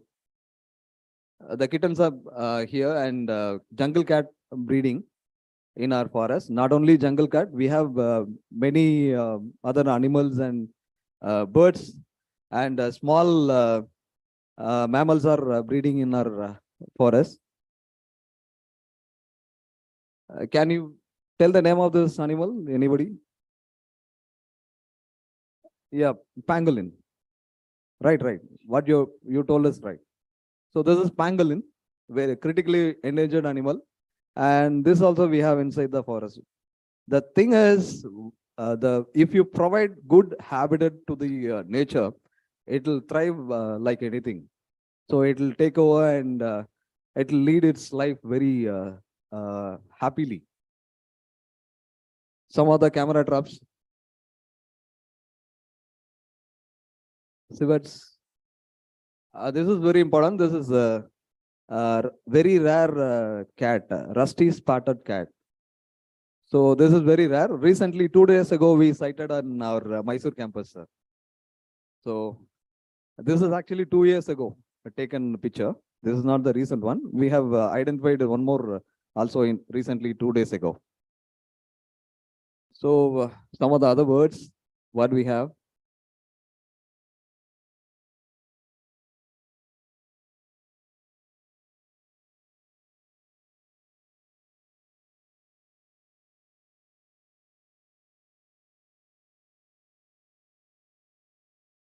Some of the nightlife in our forest.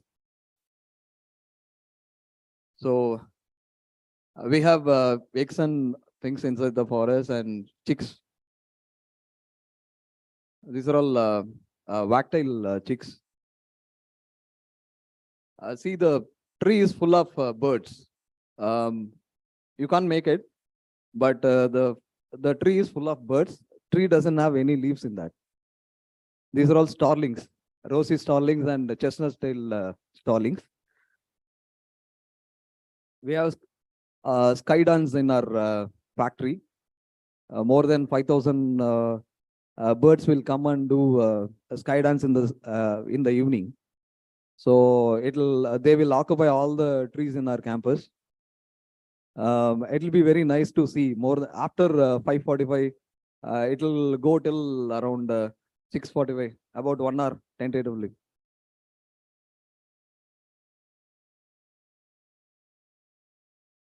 See, this is one of the skydance. So we have 13 species of amphibians. And this is very important, and the whole structure is spider. Usually we see the spider in normal size and shape. This is something looking like a thorn, something like a bamboo thorn, you know. The body, full body is spider's body. So it has camouflage with the bamboo.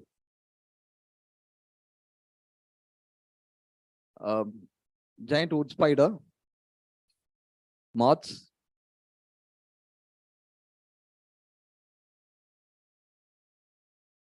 So some other mini creatures. This is very important. When I joined, I was very thrilled about this. Usually when we see the snakes, we kill immediately. Okay. But inside the campus, it's about more than 10,000 to 12,000 people are working in Hosur factory. It's about 40 years. no snake bite happened so far. And we sometimes see the snakes inside the campus, inside the offices, even inside the table and drawers. We never kill. We immediately inform to security team. We given training to security team. Security team will come and take the snakes and leave it inside the forest. So they will inform us. So in that way we are maintaining. After this particular practice, even the employees don't kill snakes in their home. They will call the rescue people for the rescue of snakes.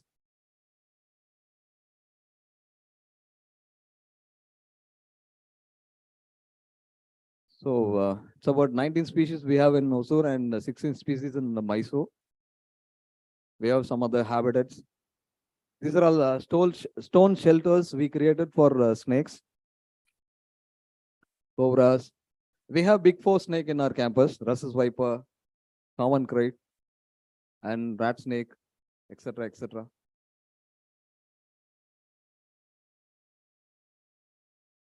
So this is one of the occasion. Sir is our chairman, Venu Srinivasan. Sir is very much fond of snakes.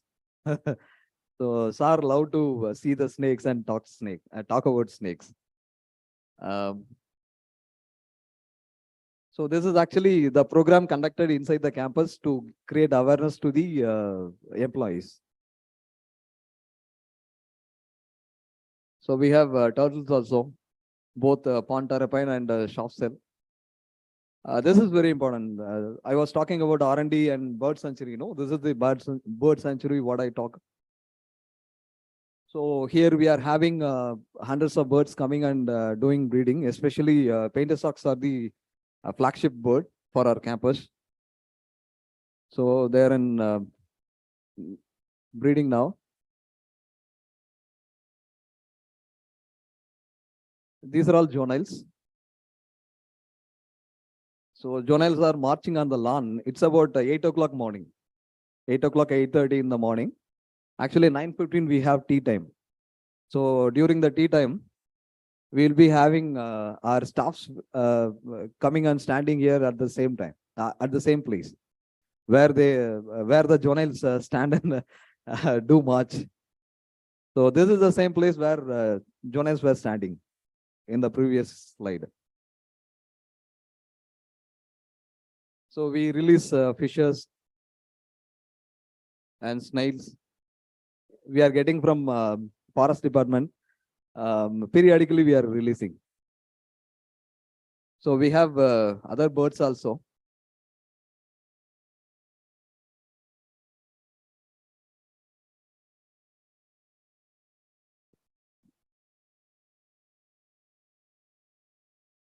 So this is a grey heron chick.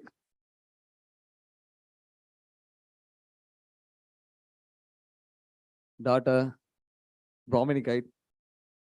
So we are trying some of the bird nest also, man-made and natural. We are trying out something. They are also working well, and we have a good population of birds approaching and living inside the snakes, inside the nest. This is our chart and general chart, our workforce chart, the team. So this is a very interesting thing and a very important thing for us. We have the participation certificate given by Ministry of Environment and Forestry, and very importantly undersigned by Barucha sir.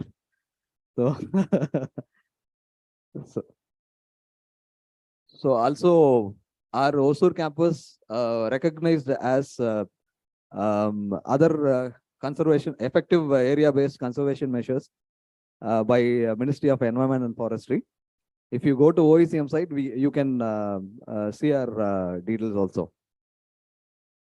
So experts visit we have, because we people are amateur, we are non-technical at the most. We would like to invite, we are inviting more experts to our campus to learn many things. So in that way, we invited Barucha sir and we had Barucha sir visit, and we are standing like students. We are standing like students and learning many things from Barucha sir. So we had Asa Darumanisa's visit also from VNHS long back. We had Romulus Whitaker's visit. Santaram sir visit from Rishi Valley. Dr. C.K. Sridharan sir. C.K. Sridharan sir is the retired PCCF of Tamil Nadu. So, and also we had Jain Alauddin sir visit. Jain Alauddin sir, retired forest DFO in from Tamil Nadu. I think Chennai sir was working. So we have other experts also.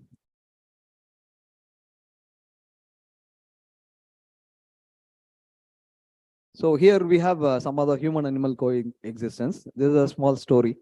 Actually, this is our test track where normally we do our testing, two-wheeler testing. So in the road, just near the road, we have trees also.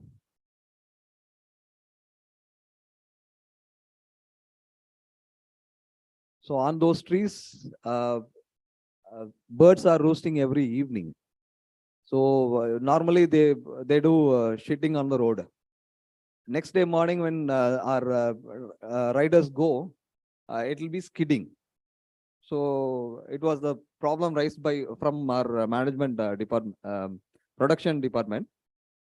So then what we done is we done a shed over the road, and it is something like coexistence. So riders also can do their riding, and birds also can do roosting. Normally what people do is they cut the tree immediately as a industrial person, but we don't do that. This is another thing. We have speed test track. Normally our bikes will be tested in 100 and 100 or more than 100 kilometer speed. There sometimes we had some snake crossing, because this test track is there inside the forest. Just it is what to say? It is exactly inside the forest of our forest area, the test track. So the snakes will pass through from one end to other end. So to avoid that, we made some trespassing underneath. So vertical bowel, sorry, horizontal borewell, and we had a chicken wire mesh blocking. This will not allow the snakes to pass through the road. So actually, this is not very clearly visible. We have a net over there on the window. So this is for actually, because of the reflection, birds were flying and going and hitting on the windows, huge windows. This is our R&D building. So to avoid that, we put volleyball net mesh. So now all the birds are safe. So something like these things we are trying with more and more continuous research. So we try one and one.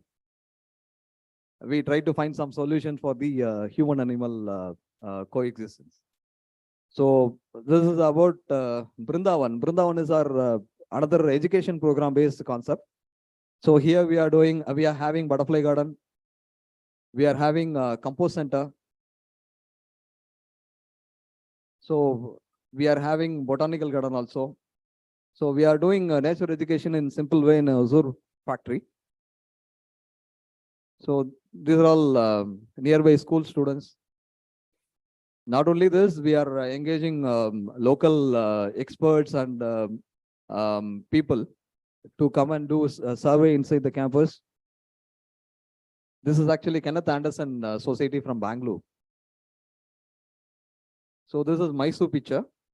So Mysore, these are all very famous ornithologists and spider experts. So we invite them to do the survey.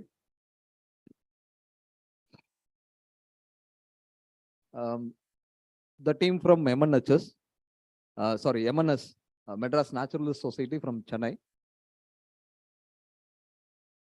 So we are also inviting other other corporates also visiting our campus and learning the nature conservation. Some of the news articles. So this is about another one plant, our Himachal plant. We have one plant in Nalaga. See the difference between 2006 and 2022. Here also we have actually total area is 50 acre. We have about 8 to 9 acre of forest in this also, Nalagar plant also. So this is our group company, Sundaram Clayton Limited also. So there also we are having very good forest and birdwalk areas and millet plantation. See the bird feeder here made by bamboo. Some of the things we are trying out somehow. So this is our US plant. In South Carolina, we have Sundaram Clayton branch over there, manufacturing unit over there. There also we are having a small forest, and there also we have crocodiles coming and going. So human animal coexistence. That's all. So this is very important. I think for this only we are doing all these conservation measures. So we are conducting school program here in Mysore. This has specific syllabus. We are giving training to the teachers, and then we are giving materials to them, and then we are giving training to the students, and the teachers and students are learning new things from the wildlife and nature. So they are doing more and more activities.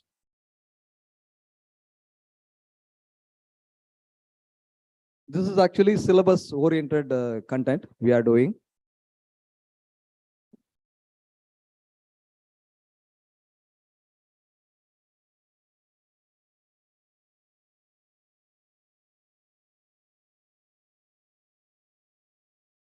So all are some of the creative things from children. This is our annual event. Recently, just about February only, we completed this event. BO Madam, Block Education Officer from Mysore came, and we nicely completed our exhibition also. All these exhibits are were made by children only. We just had a display.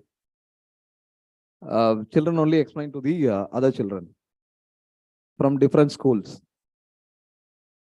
Actually, for this education program, sir given many guidances, especially to the college students also. We are going to open some of the scientific research sort of things. After sir's advice, we are planning on that and thinking about the students can come and stay there and do some mini projects about 1 week or something. So like that also we are planning as of now. Probably I'll be informing to the your staffs, and they'll be informing you. If you have any interested, you can come and do the research program there in both Mysore and Hosur, based on the your this thing plan and things. So this is about Srinivasan Service Trust. This is our social arm of TVS Motor Company. So by this also we are doing conservation efforts. We are taking conservation efforts outside the campus, not inside the campus. This is actually a reserve forest area near Velur district. So we made a forest over there also after the plantation and maintenance.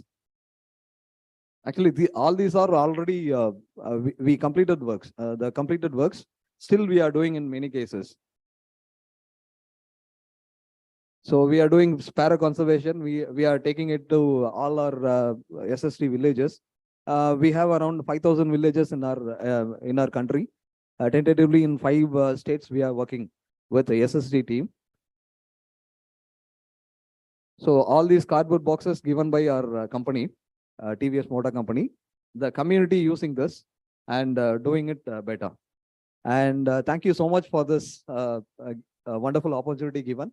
Especially, I think, especially Moses sir, I thank very much because Moses sir only given the opportunity to me to do presentation here. And I thank my guide Ravi sir also on this occasion. And I thank Barucha sir also because we are growing slowly each and every step, and we are doing things very better because of experts' advice. So in that way, Barucha sir's visit was something like a wonderful thing for us. It made many openings in our ideas and things.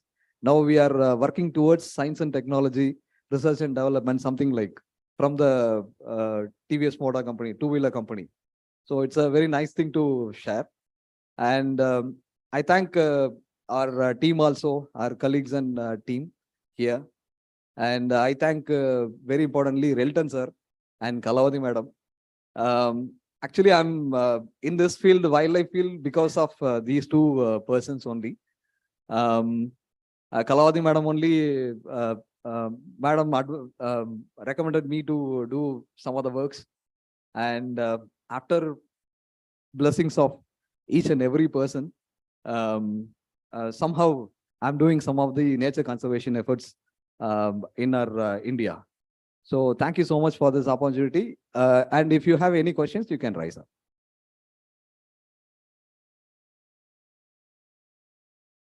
Okay, thank you so much. I don't have any question.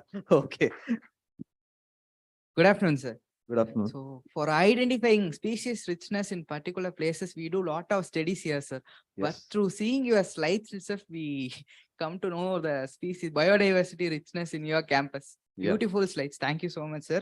And my question is there any opportunity or chances for visiting, for our students to visit your campus in the name of IVs or internships, sir? Definitely, that's what I'm telling.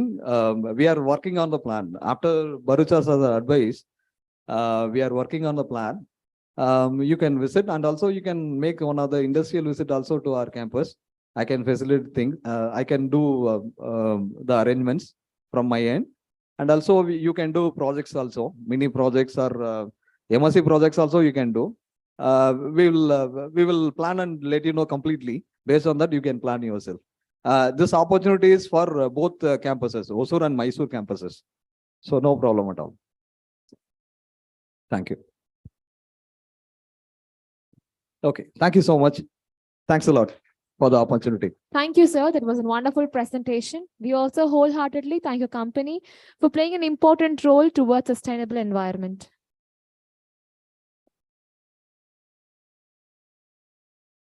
Now, I request Dr. Eric Barusha and Dr. Vasanthi Muthanarayanan ma'am to occupy the dais.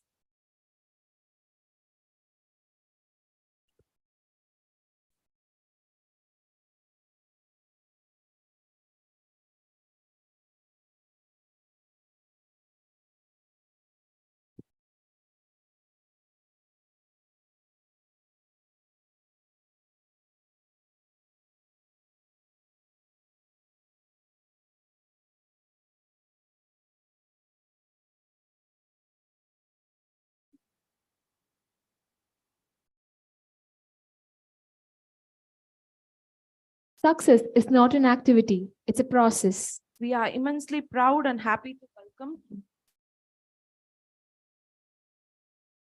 We are immensely proud and happy to welcome Dr. Eric Barusha, Director, Institute of Environment Education and Research, Bharati Vidyapeeth University, Pune. We welcome you, sir. We are profoundly delighted to welcome Dr. Vasanthi Muthanarayanan, Associate Professor, Department of Environmental Biotechnology, Bharathidasan University, Trichy. We welcome you, ma'am. Now, I invite Dr. D. Udayabanu, Organizing Secretary, Assistant Professor, Department of Environmental Sciences, to honor Dr. Vasanthi Muthanarayanan with a memento.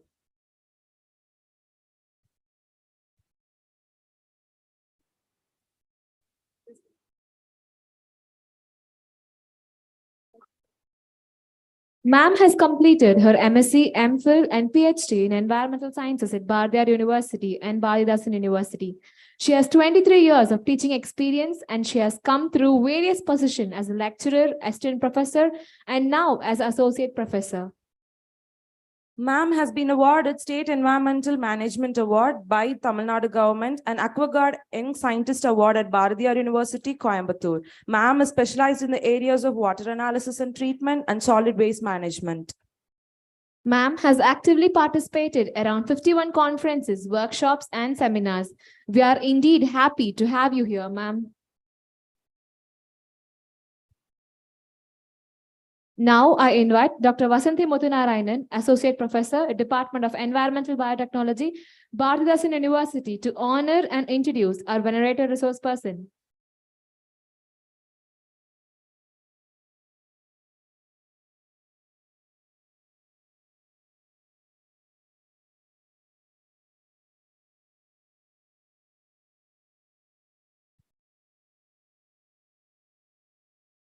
Thank you, ma'am. A very good afternoon to one and all gathered here, respected dignitaries on the dais and off the dais. I'm very much happy to introduce Dr. Iraq Bharucha, and he said to me in the morning, the time allotted to me for introduction is 1 to 1.5 minutes.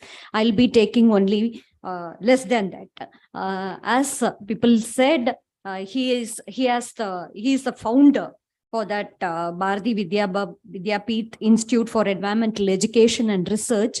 And now currently he is serving as the director. And to be very precise, he is a wildlife conservationist and a nature lover. I think that will be more apt. I can see him as a jury because the earlier presenter has given his name as a jury for judging the various wildlife conservation activities. So that says about his rich experience, and he is practicing the same for more than 50 years, I suppose. So he has launched the GIS analysis and first aerial survey monitoring also, and he has been associated with various agencies such as the BNHS and SECON, Wildlife Fund, etc. And for his credit, he has a good number of publications related to the living bridges, that is folk culture of India then and now, along with wonders of Indian wilderness. And I must be very happy to say that he was the first person to give the environmental studies book when it has been made mandatory by UGC. So that was a greatest thing of himself, and the current edition has come out by the year 2021 as a third edition.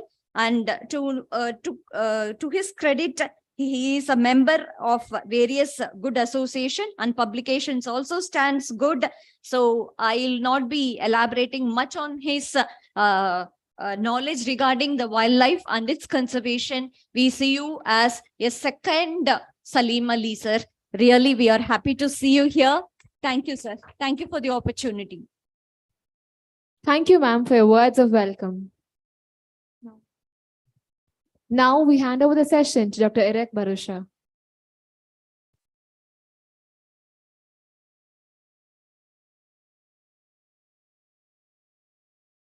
Thank you, madam, for your introduction. In fact, it was, I think, more than 1.5 minutes. You know, it's a great pleasure for me to be here, especially with you young guys, right? And I know of this institution for many years. I've heard about Professor Moses for many years. And so it's a very enjoyable day for me today. And to come here and talk to you about eco-restoration, as you requested me, is something that I've actually participated in personally in several, which I will try and show you a few of those. I've got a limited amount of time, so you can use my presentation in whichever way you guys want, and we'll just go through the presentation very rapidly. You know, the fact that we are standing here today and sitting here and discussing eco-restoration, what does it mean to you guys? What do you feel about it? Somebody from the audience, come on. I want this to be an interactive session, otherwise I'll start walking here and selecting people. If we have to do ecological restoration, what does it mean? It means we have failed to protect nature. The fact that we have to restore something today means that you have already put that patient in an ICU. By the way, what you did not mention is that professionally I'm a surgeon, so that's the reference to an ICU. So if you're going to do an ecological restoration program, like TVS has done superbly, that's like putting a patient in an intensive care unit and trying to pull him out of a bad COVID attack. So just think about it that way, that it's not something that is so simple to be done. So actually it means resetting our linkage to nature. And that relationship with nature that we have lost is the cause of that deterioration in an ecosystem. So this is something that I wanted to talk to you about and say, what then do you need to do? If we have to restore systems back to nature, then we have to plan and implement certain ecological aspects of that area which were there in the past. Now, how far in the past, that this question is very often asked to me, and I don't have a standard answer to that, right? It depends on the area we are talking about. So here you can see restoration. Next slide, please. Next slide. Yeah. So you can see that's an ecologically restored forest. But it's different from what a plantation looks like, right? It looks like a real forest. There's a wetland, that's Bharatpur, there's a mangrove, and there is a grassland system. All these are restored areas from a certain level of degradation. Now, if we are going to do this, it has to have a certain system. And that system is a sort of a protocol. Now, there are many such things which have been written in the West, and they don't necessarily apply to our country. So anything that you read in a foreign book, you have to think of it in terms of what our situation is like. Like they will think of a restored area and say, nobody should go there. It will never happen with us. And so we have to look at those limitations that restoration implies on us.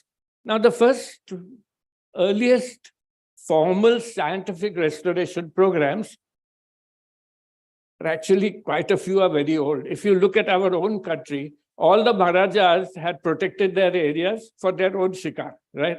It was all over the place. There were sacred sites all over India, Northeast India, Western Ghats. They always had sacred sites which they looked after. And they waited for nature to keep itself intact. Now here we have a situation where we have degraded so much land that we have to do a certain positive influence on that land to be able to change it. And the people who wrote about this in the 1970s and 80s were E.O. Wilson and Norman Mayers. They referred to this as rewilding. So taking an area which was not really wild and bringing back this as a rewilding process. Next, please. Yeah. So what is eco-restoration? But I think what is more important to realize is what is not eco-restoration. Because many of the things that are happening today are referred to as eco-restoration, which are not necessarily formal eco-restoration to bring nature back. So if you look at the definition, it is for recreating biological diversity in all its naturalness. And the word naturalness has come back into science. And this deals with ecosystems, it deals with species, it looks at genetic variations, and very importantly, also looks at the abiotic part of nature.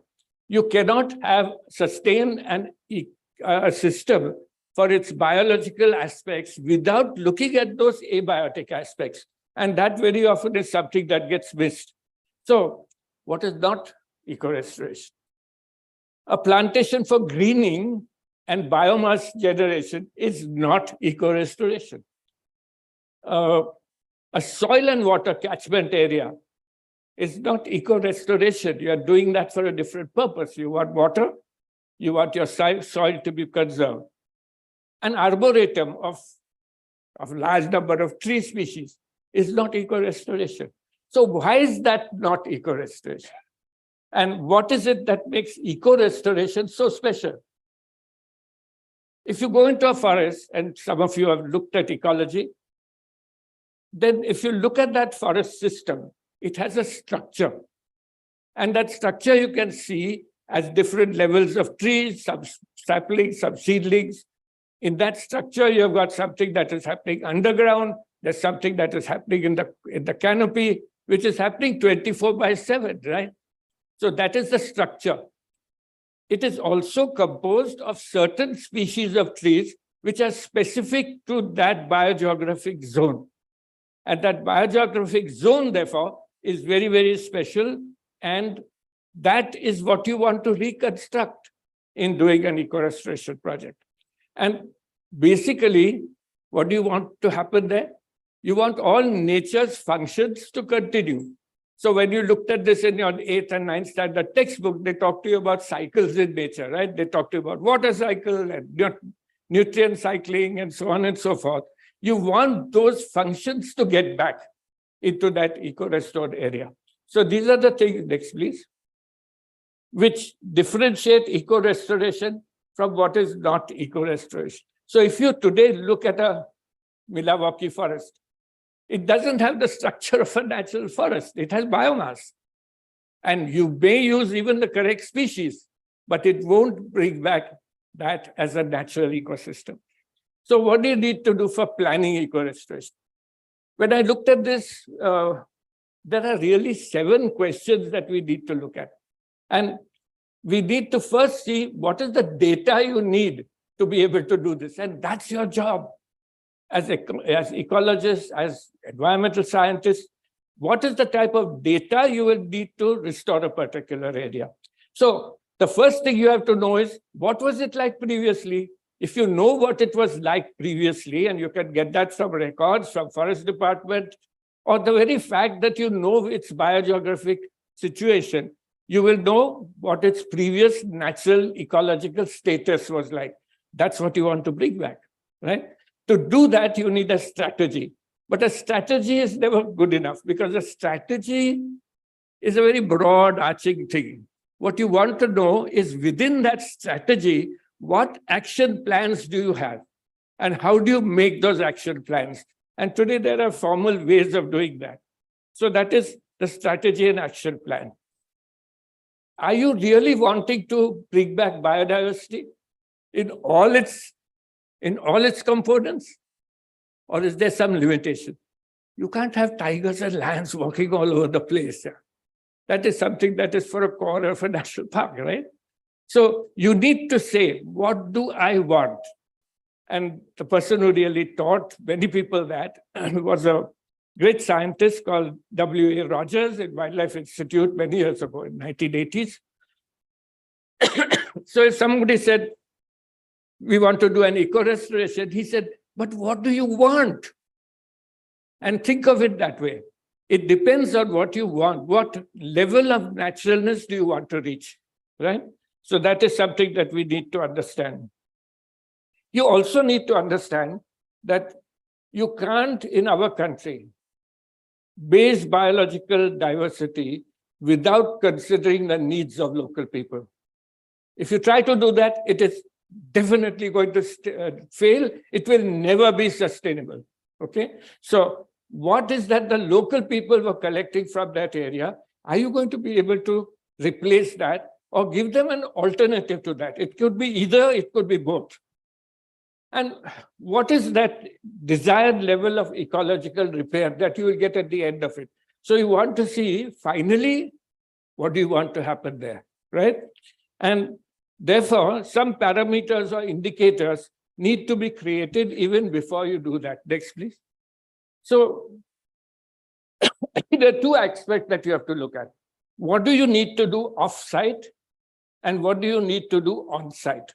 And there's a clear regime for that. If you look at it off-site, and I always prefer to look at it off-site first, most people would like to say, let's look at it on site first. I think you have to look at it off site. Where is that study area that you are going to look at, right? How are you going to get the nearest biodiversity conservation site similar to your eco-restoration site? So where will you go and look for that? Suppose I say that you want to restore an area and it should look as natural as possible. How will you find that natural place? You go to a national park and look at the core area. That's what you want to bring back. Very simple. Or you can look at the textbook of forestry and say, those are the species I want there. So you need to select your species. You need to find out what conflicts are there to remove that conflict. You not want to collect those seeds. You might want to make your own nursery there of indigenous species.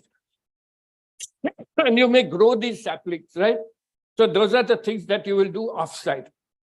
What do you do on the site? Now, please understand, both these processes have to be done together. So thanks. So both these processes have to be looked at concomitantly. You can't say I'll do off-site first and then I will go on-site. Or you can't say I will try to do something on-site and then go off-site. You've got to do these together. So studying the topography, climate, these are important things. You have to select that recipient site very carefully, and you need to secure that site. This is the word that foresters use, right? Secure the site. What does it mean? You have to do soil, water management first, before you can do some plantation activity that is controlling the site. You need to protect it from any threats. Now, that's a big subject.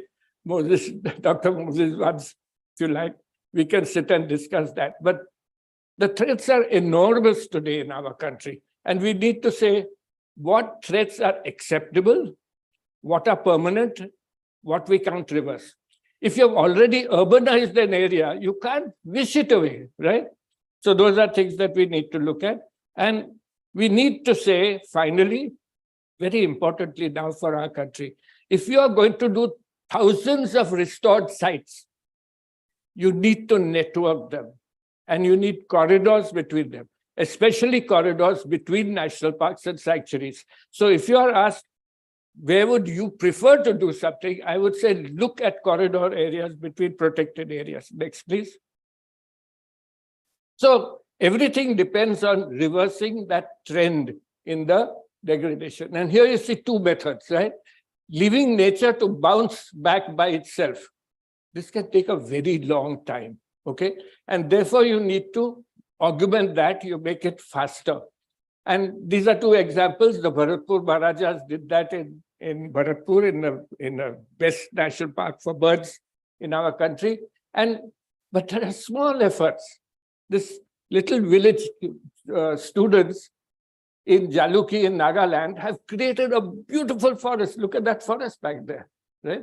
So they actually took a completely devastated area, an area which was completely burnt and finished. And by the way, the time that TVS got that award, in the same year, the Jaluki villagers got also an award. So next, please. Okay. There are some semantic things, some definition aspects, right? And they're used very often simultaneously or in the same, they've been sort of partly the same thing, partly different things. Reclamation, they say, this ensures that there is some visible use of the land. When you reclaim that land, you are able to give some resources back. There is restoration, which means taking an ecologically integrity coming back. You can look at a word which they use as reinstatement, which means that the structure and composition and functions are returning back to what they were. And you can look at rehabilitation. That's like if a surgeon has to do an amputation for a leg, unfortunately, and he gives an artificial leg, that's what you're doing in nature, right? And finally, there is this term called replacement, which is creating an alternate system. I'm not comfortable with this personally, because you can't take a grassland system and start planting trees on it and saying, I'm creating a forest. That's wrong. That is something I would like to keep as a grassland system. Then we come to next, please. One very important word, eco-development is not the same as eco-restoration. Eco-development is meant that you bring nature back for its utilization, its sustainable utilization. And that is eco-development. The first projects like this were done in the 1980s by three guys mainly, Rogers, Pawar, and Shekhar Singh. I was part of that team, which did this through UNDP funding for 8 tiger reserves. And they said, what do we do to give the alternative means of income and livelihood for local people? And that is eco-development. Now, in many cases, our eco-restoration today would have to include components of eco-development because people are dependent on natural resources. Next, please. So in those implementation steps, and I'm not going into the details, if you want to look at them, you can certainly see them. But look at these two nurseries, completely different. One is a nursery in my own institute. The other is a nursery for mangroves, which I have actually worked with. So every nursery will have to have local indigenous species. The next important step is monitoring and evaluation. If you don't have a system of monitoring and evaluating that eco-restoration, you will fail, right? So you have to have those targets laid out for you in a stepwise manner. And that can be divided into 7 action points. The first would be, is there any spontaneous regrowth happening after you have brought your eco-restoration? Is nature doing something positive for that area? You need to look at natural processes, as I told you. Are they actually working there? Are all your biological cycles coming back? You need to see indicator species. This is very important. You can't go into everything and every eco-restoration area and count the number of species every time and number of insects and number of, how are you going to do that? Mollusks, for example, you can't sit and count them, right? You can perhaps get a species list, but you can't get the abundance ratio of that species. And therefore, you need to now have rapid assessment tools to do this. And they are fairly well defined. They're called RAT, rapid assessment tools. You need to look at whether you have correctly made microhabitats and niches. Has that eco-restoration plot that you have done, does it have the right sort of water resources, for example? It's an extremely important point of view. And is there recolonization that's happening with fauna? Which of your faunal species, you see, you can't translocate everything somewhere, right? And forest department can do that. And for us, it's illegal to do something like that. You can't catch birds and bring them back. Or in a grassland area, you can't catch quails and partridges and bring them back, right? That only forest department can do. So that natural recolonization of fauna is a very important thing and very important for our country. Perhaps the most important of all the monitoring steps is it getting a reappearance of unwanted, imported, exotic species, lantana, and all these species which we have brought in the last 200 years. You may remove them, they will start coming back. And that is monitoring and evaluation of that. Now, there are some phases that people have recommended, and this is a sort of mix of many different eco-restoration phase methods. The first thing in the first phase would be data collection, would be recording threats, would be looking at the assets and the impacts, and planning a PERT chart type of thing of saying steps. How do I bring this back to normal? What do I do off-site, right? I would look at seed collection. I would look at removal of exotics, even outside the eco-restoration plot. So if I've got lantana all over outside your eco-restoration, in a few years, the lantana is going to come back. And you need to look at that nursery development. So these are things that you do in phase 1. In phase 2, next slide, please. Next slide. Next slide. Yeah, in phase 2, you would have to look at all the early implementation things. Is your site control measure correct? Have you brought the right indigenous species? Have you got enough seeds and saplings to plant? Have you been able to protect that site? If you can't do a certain level of protection, you cannot restore it. It will immediately reverse. And finally, you need to reduce threats. You need to sometimes reduce threat of grazing. You may need, if you are restoring a riverbed, you may want to stop sand mining or whatever it is that you need to do, which you consider threats to the ecosystem. Next, please. In phase 3, phase 3 is a complex thing. It's a detailing different measures. Like I said, microhabitats, like I said, water bodies. How many water holes will, if you've got a huge area for eco-restoration, how many water holes do you need, right? And which species will use them? How is natural regeneration going to happen? Is the natural regeneration going to bring back exotic foreign species there? You have a huge problem, right? And therefore, return of flora becomes very important. And I have had incidences where I've given advices and found chital or sambar coming back, which is extremely pleasant. You don't necessarily want tigers to come back into a restored area, but certainly herbivores, certainly birds, certainly insects that we need to bring back. So that would be phase 3. So this is the way they put phases into planning. Next slide. Yeah. So site planning and implementation actually must look at what is the final biodiversity you need. Do you have nectar indicating species? Do you have fruit-bearing plants for birds? Do you have the ability for amphibia to survive? Right? These are things that you look at in site planning. Next, please. So in today's context, I try to often tell people, firstly, reverse those threats. And secondly, remove invasives. Because invasives actually destroy all your natural ecosystems. And finally, you look at those 3 components that I told you: structure, composition of flora and fauna, and functions. If you can bring those back, then your restoration has been complete. And you can see these pictures in restored areas, which I have helped people to work on and actually work it out. When you restore a forest, what do you look at? The first thing to look at is you go back to this book called Champion and Seth. Any of you have seen this book on forestry by Champion and Seth? Champion and Seth gives you forest types in India. If you can recreate those forest types, like you see, this is an evergreen forest that has been created. And today there are ways of evaluating your ecosystem after restoration. It's called management effective evaluation.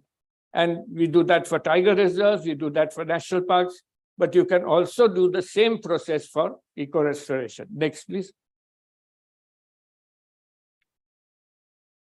And you know, nature is fantastic.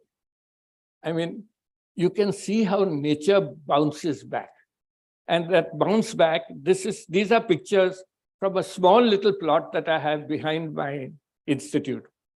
And everything has started coming back there. Insects, birds, butterflies, lots of bird life. It's not there in the rest of my campus, in the whole university campus, but it's all there. Reptiles coming back. I've had snakes in my office, under my table for some reason. I don't know why they like that table so much, but at least 3 over the last 15 years, 3 reptiles have been caught under my table. And you get owls back, you get predator birds back. So this is something which nature actually does, a spontaneous recolonization. This means your eco-restoration is successful. Next, please. Now, everything is not about creating forests. Please, please remember this. You may have a grassland patch like that, where the first thing to do is to do soil and water management in a semi-arid grassland place. And this is somewhere where we initiated this with the forest department. And we have today got chinkara, and a couple of blackbird has started coming back. So we don't even know where they come back from, right? So, and the next part of it, India, nearly 3/4 of India is semi-arid grassland, desertified sort of systems, right? Thorn forest. Next, please. You want to bring back thorn forest, it must look like this. It cannot look like a deciduous forest system or an evergreen forest system. You don't want that. You want this to come back the way it was, with copse of bubble, with xerophytic shrubs and so on. And the grassland has a whole lot of angiosperms, which we don't realize. We think of it as grasses. Next, please. Restoring wetlands. I think this has become the biggest focus now. Moses, we can't get away with this. This restoring wetlands is something that we will have to do. And we have to do that very, very vigorously now. And to do that, you have to look at wetlands in its whole aquatic ecosystem type of thing. You need to look at coastal lands. You need to look at marine habitats on the shoreline. You want to look at coral. Very important, mangroves. But you also need to look at mud banks. So if you are going to take your eco-restoration onto coast and see that your mangrove comes back, if you plant the mangrove on mud banks, then all your mud bank feeders of birds and insects and all will go. So you have to very beautifully break these into belts where you can understand how best it is done. So you have to think of the habitat-specific fauna. There are birds which will not, which are not aligned to mangroves, but which require mud banks, open mud banks without mangroves. So you need to create these things. Sea grasses, hugely important for marine mammals, right? And finally, most importantly, coral. If we don't look after these ecosystems, which are very, very highly fragile, then that's not eco-restoration. Next, please. Now, there are various ecosystem-based models. There are technologically based models, and there are nature-based solutions. So I prefer to use traditional knowledge systems rather than nature-based systems. And we need to understand that today, what is happening is we will have to approach eco-restoration, not for today only, but for tomorrow. And tomorrow is climate action, climate change. So we will have to take into consideration what will happen there in future, which I need to look for today. Now, we can't get hard data on this. There is no way of getting hard data into the future, of the future. So you need to use what is called the precautionary principle. And the precautionary principle is, my gut feel says this is the right way to do it. So many scientists will disagree with me on this, but I feel that if you have got the experience of a large number of different ecosystems, your gut feel is probably as good science. Right? Next, please. Just a few examples very quickly. This is Telco Lake. Telco Lake in 1960 was a semi-arid area with a nala course. And this whole thing was restored by the Tatas by one person's efforts, whose name was Suman Bulgaonkar. He was a fantastic person of ecological knowledge. He was an engineer, but had enormous ecological knowledge. And what you see is some of those unique things that he did, right?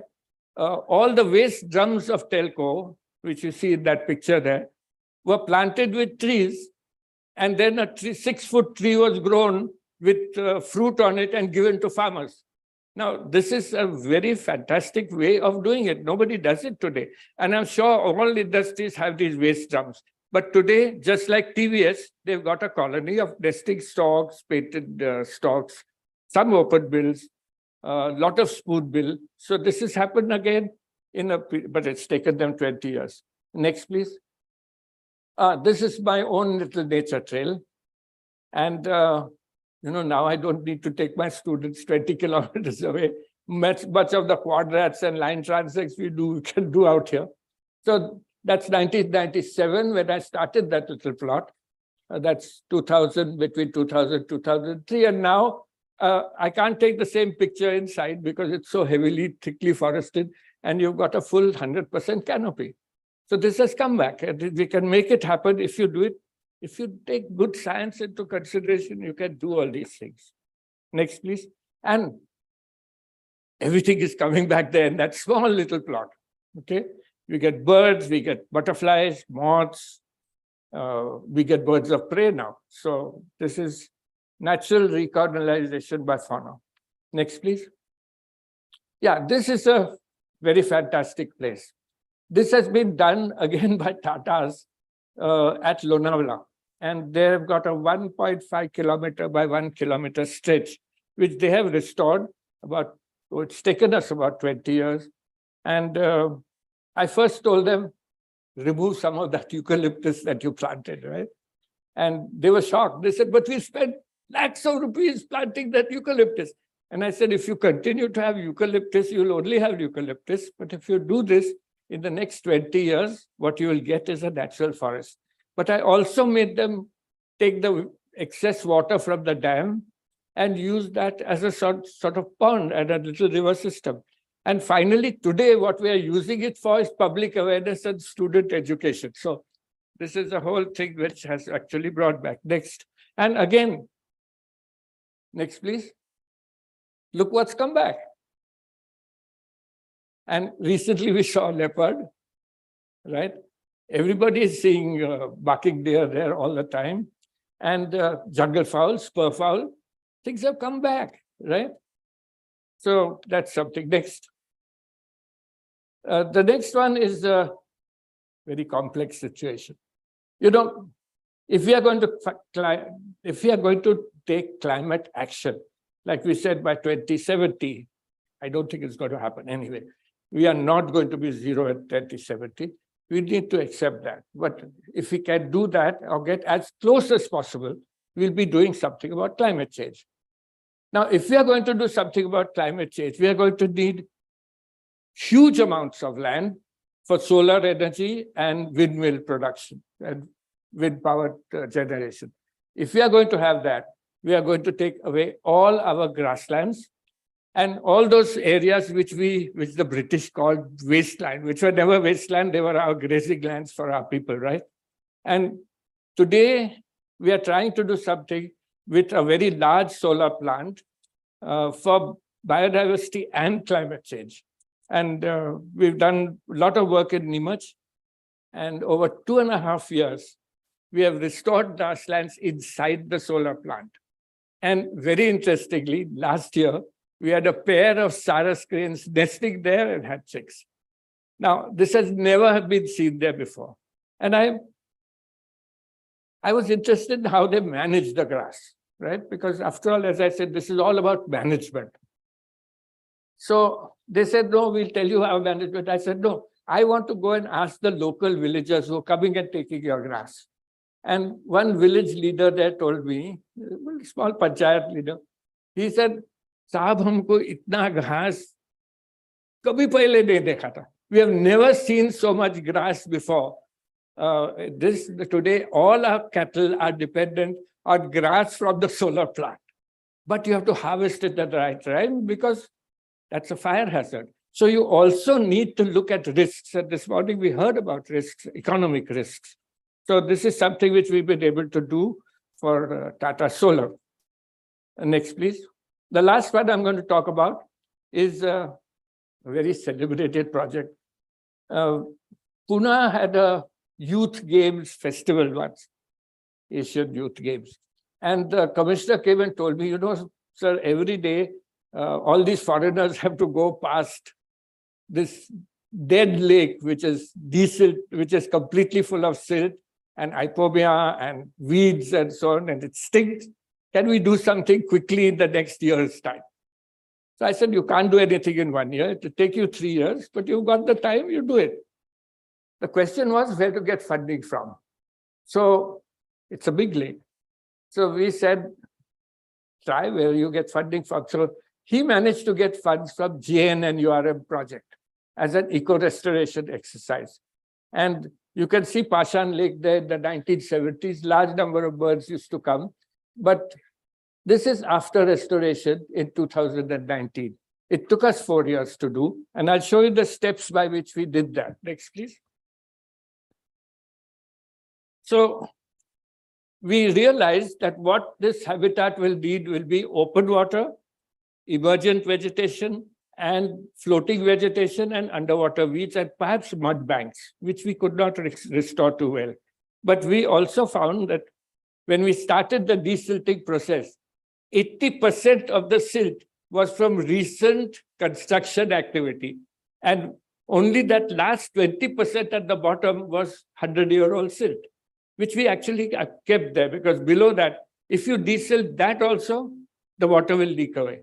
So every Sunday morning, I had to go there and stand with the bulldozer and say, stop doing this here, you are getting too deep, and come there. But after about 6 months of desilting, huge tons and tons of silt coming out, this commissioner phoned me and said, so what am I going to do with all this silt? So I said, you are the commissioner, you decide where to dump it. And he said, I don't have any place in Pune or nearby to even dump so much silt. So I said, do one thing, build a few islands there. And you will find that those islands will bring back nesting birds. And sure enough, that changed the whole system. We brought in, so we created those islands from desilted material from the lake. Next, please. So this is the process of desilting. You can see the first process that is happening there. Dredging is happening, but we have kept those old bubble trees intact. And surprisingly, that is where the nesting started. You can see the islands being created there and the Ipomea starting to be removed here. And this is July 2010. Now it's already 13 years, right? We need to remember this. This was a JNN URM funded project, which meant it had to be done in a certain number of time. And after that, there was no money. This is disastrous because ecosystems, especially wetlands, if you are not able to remove all the threats, will reverse back to that degraded state. Pollution, whatever changes in this, siltation will come back. So this has now started happening again. So we realize that project-based activities of restoration can be very dangerous. You'll get very good effects in the short term, but in the long term, unless you have a continuous funding source for this, you will fail. So next, please. Yeah, so this is what you see there, those islands which are coming back. And this is during the process of eco-restoration. And next, please. Something that has happily come back to us is all more than the old bird life that was there. We had more than 800 cormorants, which meant that the fisheries department had left tilapia into the lake, right? We had painted storks nesting, we had cormorants nesting, we had gray herons nesting, few purple herons, lots of storks, ibis, and all this came back. But today, you see, every year I've got one victimized MSc student who has to go and monitor the bird life there, poor fellow.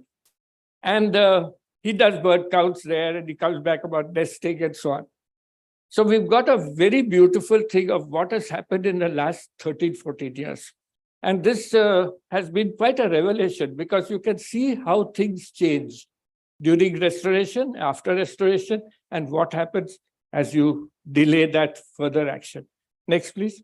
And so monitoring an eco-restoration project is a very, very important thing. And being able to source funding for second, third phases of eco-restoration. So one of the things to look at is sustainable use. In many of these ponds that we have, Paza tanks, tanks which were meant for water supply, we can bring back bird species, you can bring back fish, but you need follow-up activities, you need to prevent reversal. And all this is what I started with. This is about resetting our relationship with nature as we have it. Next, please. And finally, we use all these 5 sites that I showed you today for school students, college youth, even professionals. Those are all IT professionals there, school teachers. So a restored site is a huge asset. It is not only about ecology, it's about how you use that for various different stakeholders. Next, please. Finally, that's my institute. And my institute believes that whereas we are supposed to be the teachers there, actually nature is the best teacher. Thank you very much. Thank you, sir. The session is open for discussion. Yeah, any questions at all? Anything that you feel was not clear is also a question. Come on. You're like my own students. I'm not some outside person.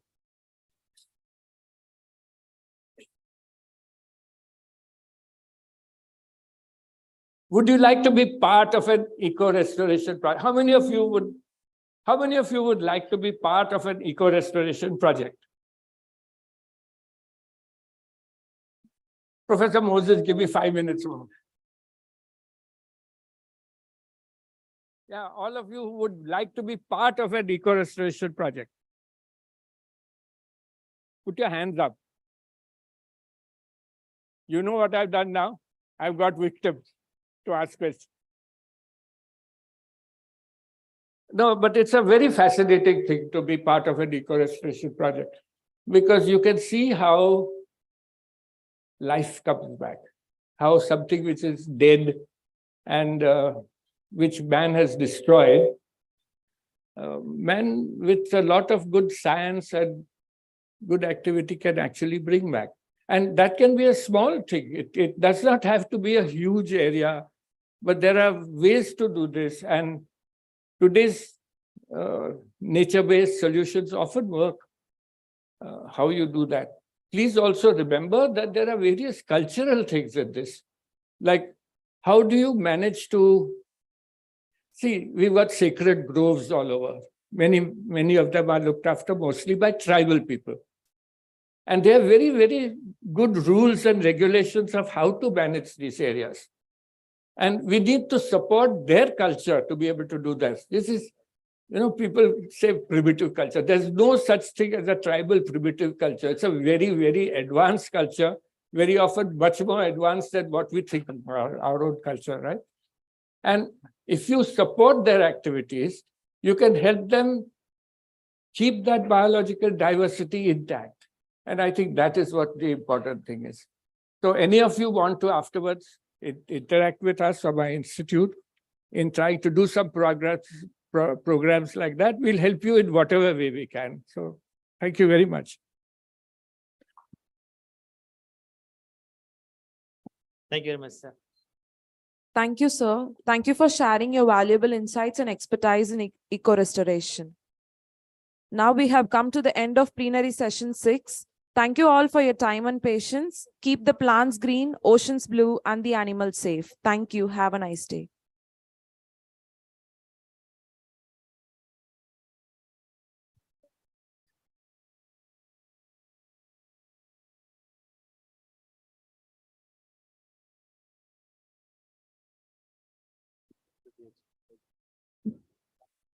Audience, we'll move on to the valedictory function.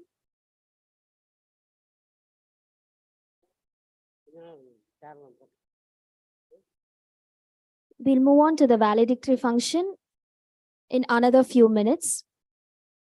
Please maintain silence and patience. Thank you.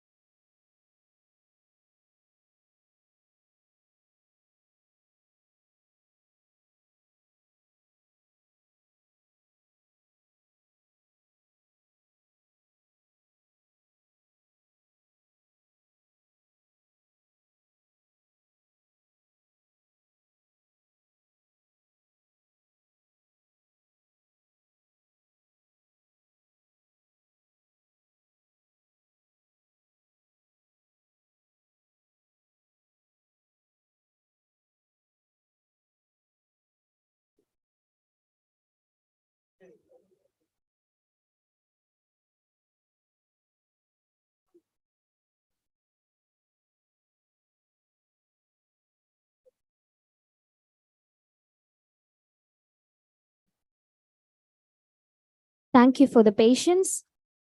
Now let us move on to the valedictory function. I request the dignitaries to occupy the dais. Thank you.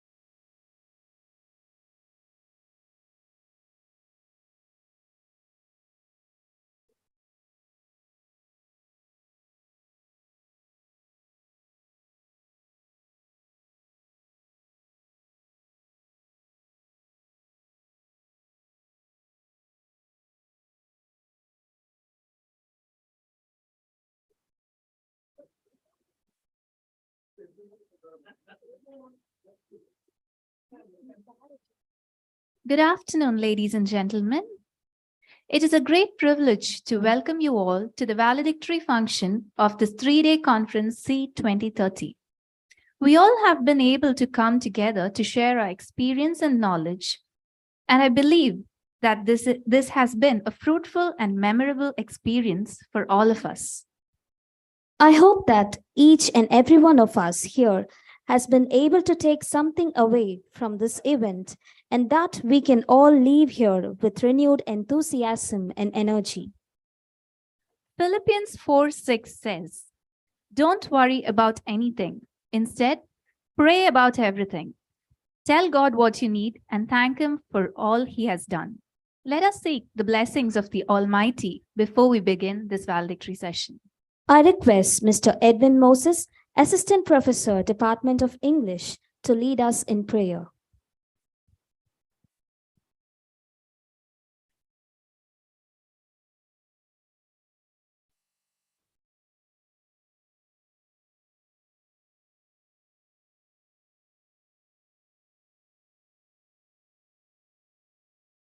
Let's pray.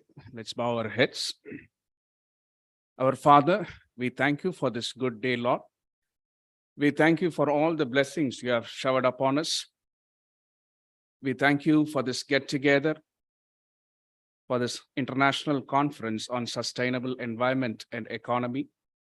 As we have deliberated in this three-day conference, Lord, as we have come to the end of the sessions, thank you for your guidance and leading all through the sessions, Lord. We pray for the dignitaries, Dr. Erak Barosha, Dr. Edwin Chandrasekharan, sir, Dr. Kumarasamy, sir. Bless them. We thank you for all the your presence in all the sessions, Lord. Give us the wisdom and knowledge to understand the grandeur and complexity of your creation. As we are deliberating about sustainable economy, sustainable environment and an economy, help us to consider and take into consideration the marginalized people and nature together. And let us be stewards of this planet. In Jesus' name we pray. Amen. Thank you. I request everyone to please be seated.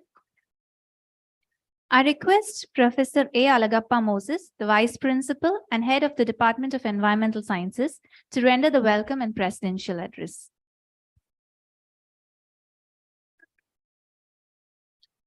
Good afternoon. The dignitaries on the dais, the members of the faculty of different departments, students and research scholars, it gives me great pleasure to welcome you on this valedictory meeting of the C 2030. Let me have the privilege of extending a very warm and cordial welcome officially to our special guest, Dr. Erak Barusha, sir. So we are delighted and honored by your presence. So Bishop Heber College, which was the pioneering institution in the year 1984, starting a program, a master's program in environmental sciences, under the able leadership and vision of Dr. Edwin Chandrasekharan. So we are so privileged to have both these stalwarts on this important occasion of the 39th year of completion of the existence of the Department of Environmental Sciences. Dr. Erak Barusha, being a wildlife photographer, a naturalist, and of all that, as he mentioned, and as his CV says, that he is a medical professional and a surgeon. So being a surgeon, he is able to travel along with Dr. Salim Ali. He was just sharing in our meeting while chatting in the principal's office that he used to ride along with Dr. Salim Ali in his bike. So such a personality is with us, having a great experience, imbibed a lot of knowledge and experience of wisdom from Dr. Salim Ali. And also he has given me a book which he has written, Dr. Erak Barusha has written about Dr. Salim Ali. So, sir, we are delighted and so honored, and Bishop Heber College is so privileged to have Dr. Erak Barusha, and we appreciate your gesture, and we recognize your presence, sir. Welcome you, sir. So, as I said earlier, that this department was started in 1984, and much before that, almost from 82 onwards, there were a lot of preliminary arrangements have been made, and of all that, for making all such arrangements and interacting with professionals and the leading professors from the Anna University, Chennai, and the other universities, Dr. Edwin Chandrasekharan was the one who did everything. And I think that he completed his doctoral degree in marine biology, and then he returned to Bishop Heber in 81. And then onwards, he had a vision to offer a program in environmental sciences, which was much, much before the government of India started a program, even starting a ministry, separate ministry. It was only a separate department was there in existence right from 82 onwards. And so Dr. Edwin Chandrasekharan, he had a vision, and he was able to initiate this program from 82 onwards, and then officially making all arrangements from 83. And finally, from June onwards of 1984, this unique program of MSc Environmental Sciences was launched. So my deep sense of gratitude and appreciation to Dr. Edwin Chandrasekharan, who has molded each and every one of us gathered here. Most of us are his own products, and I studied under him the BSc Zoology and later in MSc Environmental Sciences. And then later I joined as a faculty in 86.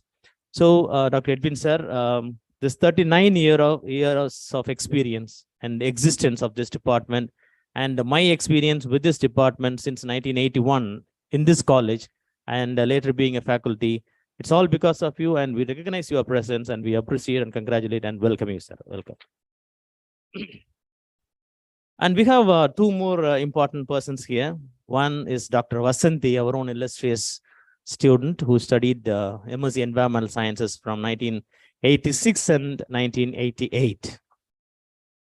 So she was a university rank holder during her batch, and she was able to do her MPhil and master's degree in PhD degree in Bharatiyar University, and joined the government service as a faculty and head of the Department of Environmental Sciences in Government College of Ariyalur. And later on, now she's placed in the Bharatdasan University as a professor of environmental biotechnology.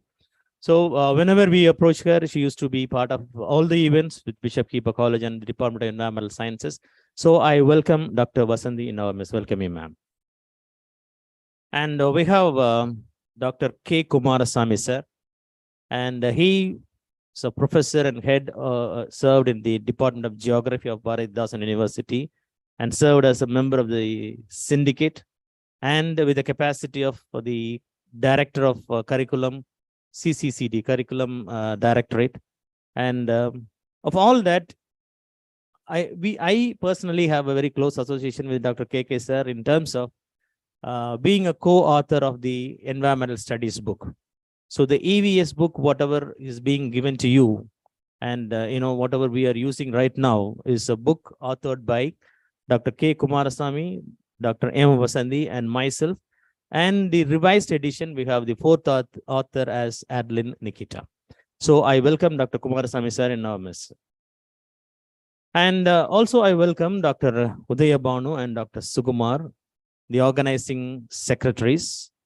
So Dr. Udaya Banu, she took a lot of pains, both Sukumar and over these 3 months in terms of making all the arrangements and making this event as a very successful one. So I welcome Dr. Udaya Banu and Dr. Sukumar. Welcome. I also welcome all the members of the Faculty of Environmental Sciences shouldering the responsibility of the successful conduct of this event. And special word of welcome, we have Dr. K.C. Suba also here as our illustrious student of Environmental Sciences. Studied Environmental Sciences from 2001 and 2002. Yeah. And also we have Mr. Pragaladan. So we are so fortunate to have both of you. And I appreciate that K.C. Suba was also a university rank holder. So we have as many as rank holders in this hall.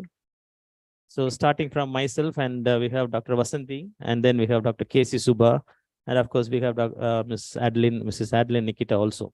So this is a great opportunity for the students. So why we have organized this program for 3 days is, like we want every one of you to listen to as many as resource persons and to get the maximum knowledge, not only in a particular field. As you know that this environmental sciences is an interdisciplinary subject. When the program was started, it was an interdisciplinary subject and a department which was very, very successfully, and the only department I can say in the whole of India to be successfully run till today for the past 39 years as an interdisciplinary department. So we have teaching faculty from Department of Botany, Zoology, Chemistry, Physics, Mathematics, and Computer Science. So all these departments are having a government sanctioned teaching faculty working in these departments. And the core Department of Environmental Science is having only 3 members of faculty. So this is how the department has grown to these heights. And we are doing our best. So my dear students and research scholars, you need to understand the struggles that we have had earlier. And then right now, we try our best to give you the best. Because in those days, we didn't have much facility in terms of any access to any of the materials. So we used to run around here and there, and we try to get the materials written. And then at a later stage, maybe after 86, trying to get them photocopied. So this is how the department has grown, and these 39 years we have done the best that is possible. And I'm sure that in the years ahead, with all your support and you all coming to the best positions, will be able to make this department as a great institutional department, which will be a testimony to the rest of the world. So with these few words, I welcome each and every one of you, and also those who have participated earlier in this program from the other colleges and other institutions. Welcome you and thank you. Thank you, sir. Dr. S. Sukumar, Assistant Professor of the Department of Environmental Sciences and the Co-Organizing Secretary of the Heber International Conference on Sustainable Environment and Economy towards Transforming the World by 2030, will now present the report of the 3-day conference.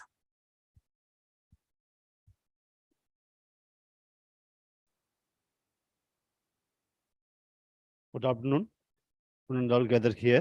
So I am going to read a conference report. The Department of Environmental Science, Visakhapatnam College, is organized 3-day Heber International Conference on Sustainable Environment and Economy towards Transforming the World by 2030 from 21 to 23 March 2023. The conference focused the 2030 Agenda for Sustainable Development adopted by the 193 member states of United Nations at the General Assembly in September 2015. So include 17 goals, 169 targets, and 248 indicators set out as an ambition visions, integrate its economic, social, and environment dimensions.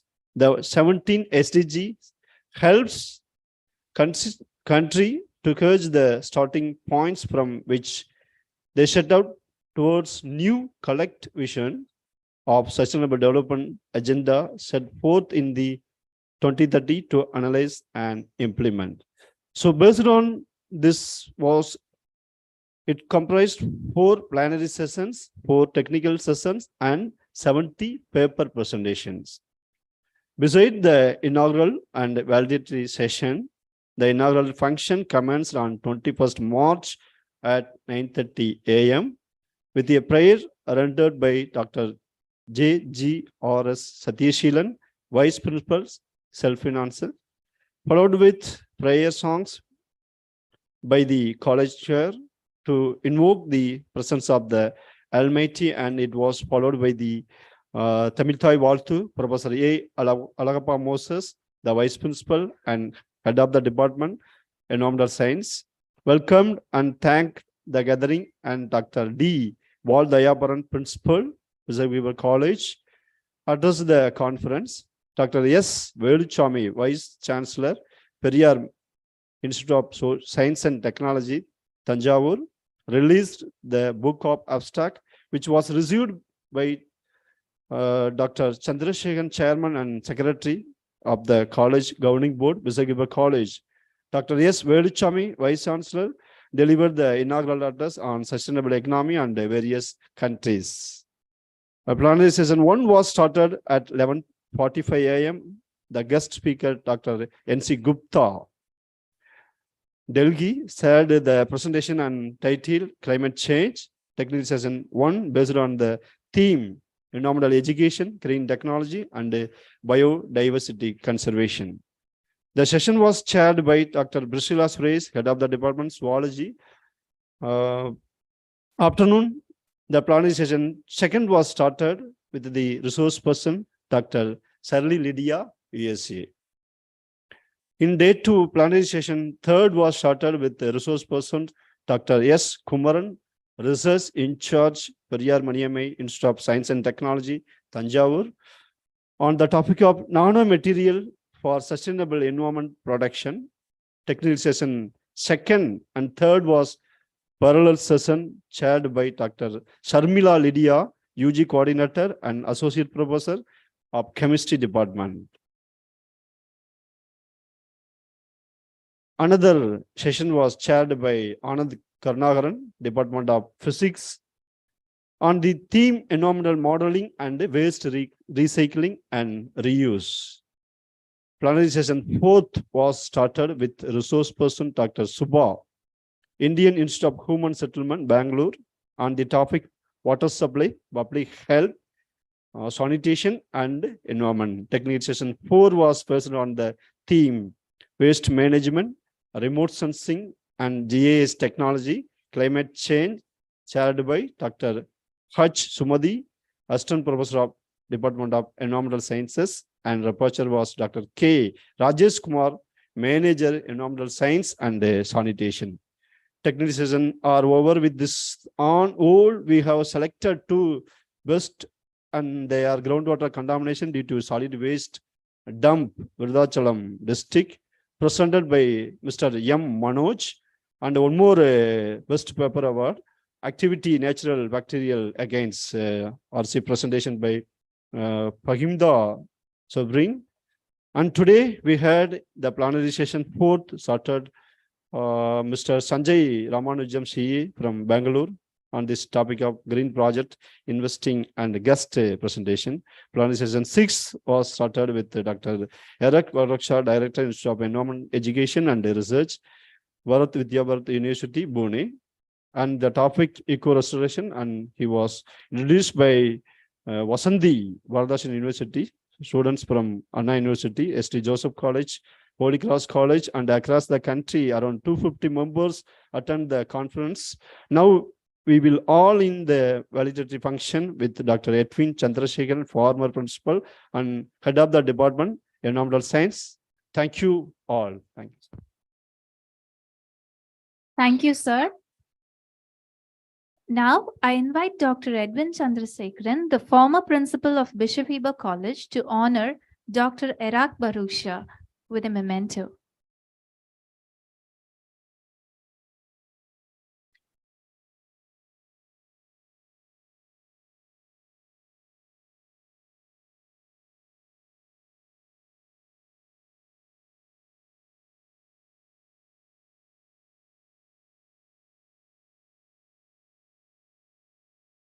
I call forth Professor Alagappa Moses, Vice Principal and Head, Department of Environmental Sciences, to honor Dr. Edwin Chandrasekharan with a memento.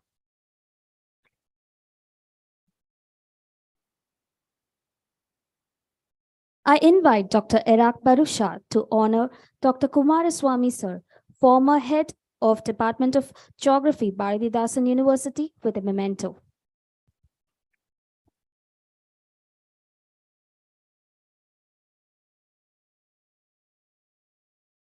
Thank you, dignitaries. Please be seated.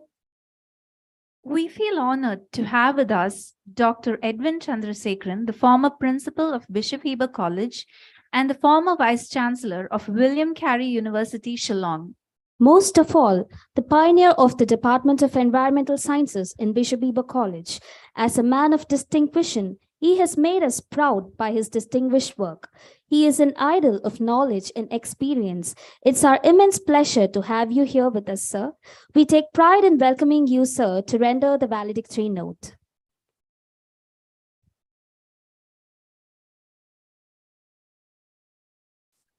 My dear Professor Moses,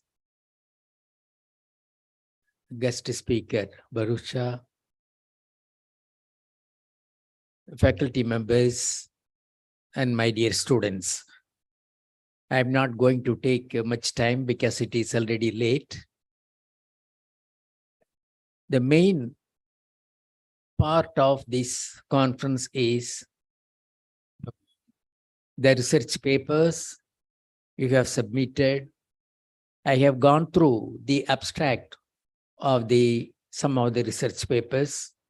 I have to congratulate all the research scholars, those who presented research papers.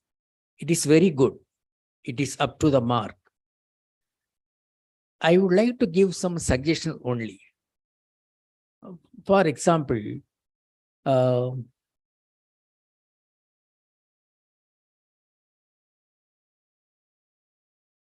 anti-cancer activity, how this Hibiscus rosa sinensis plant control the cancer cells.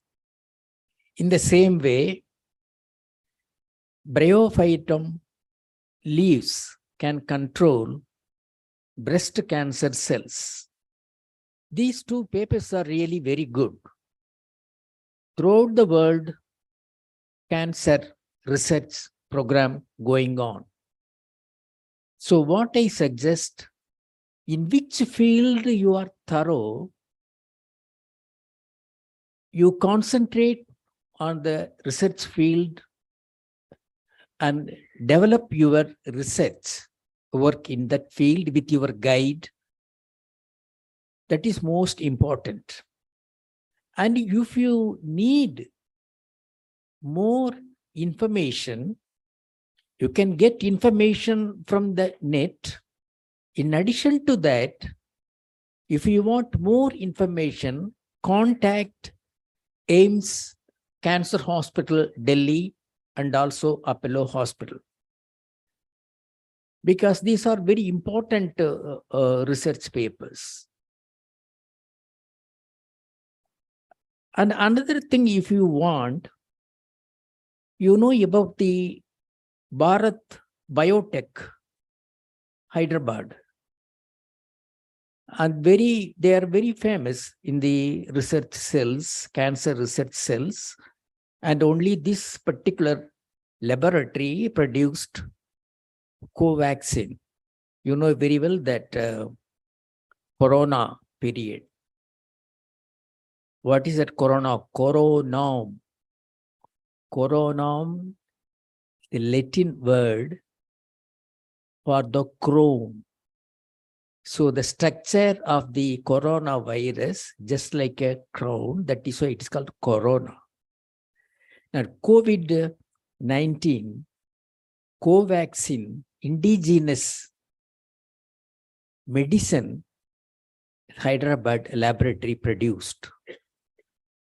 So you concentrate those who work in this field, better concentrate these research centers, so you will get very good information.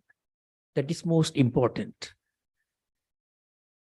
Many papers are conventional: water pollution, air pollution, soil pollution, water management, everything. These are all conventional. Almost all research centers are doing, and the PG department, they are doing, chemistry department, other department.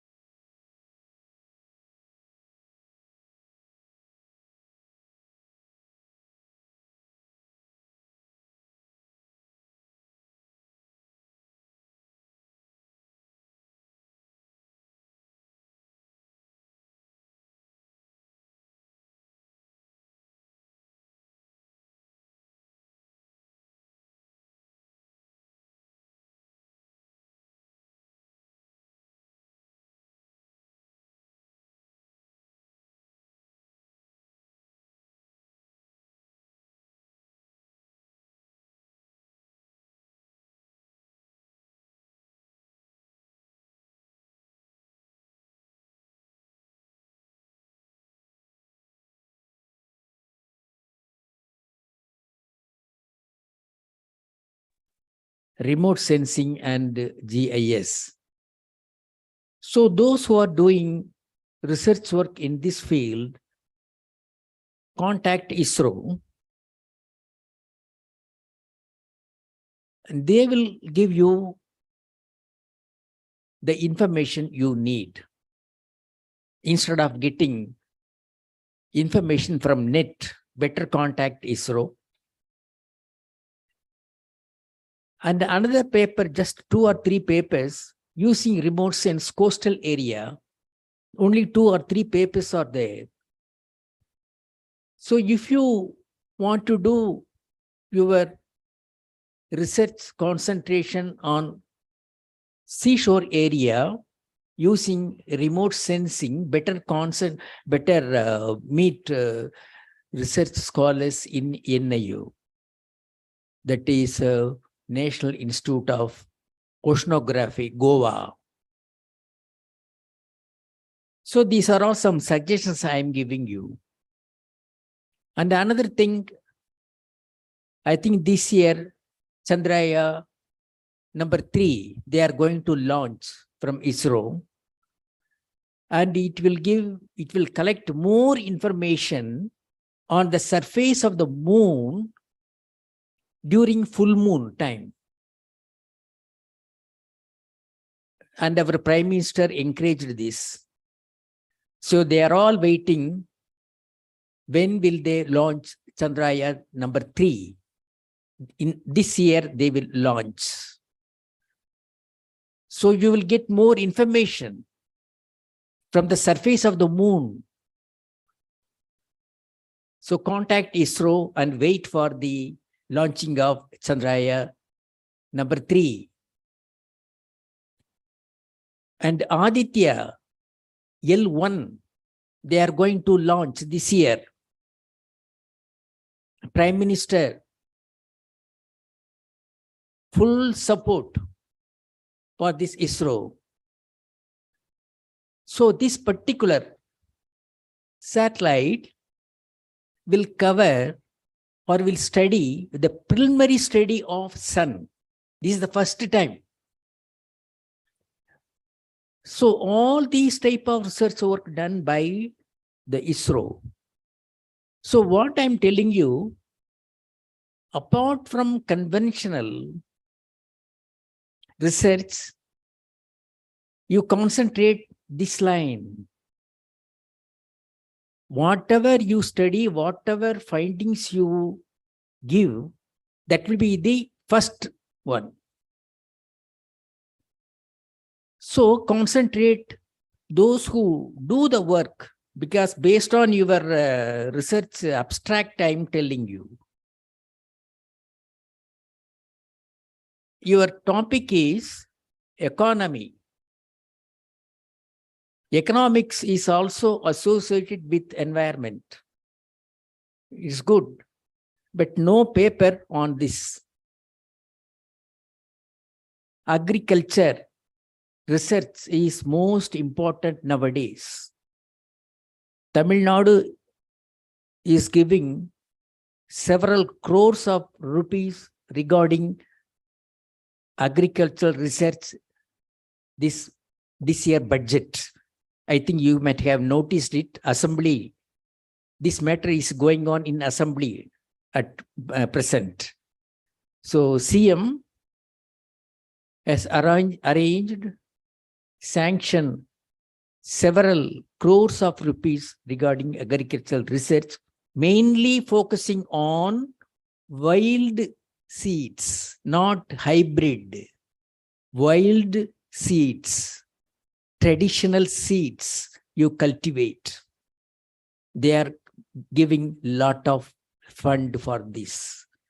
Don't think that this is the field of agriculture. It is not necessary. No, it is also our field.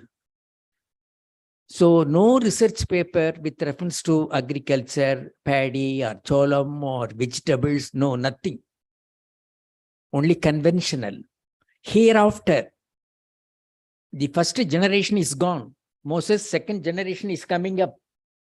Second generation. Okay. So you guide them in this field. This is most important. Agriculture field is also our field. So focus your research field on this line.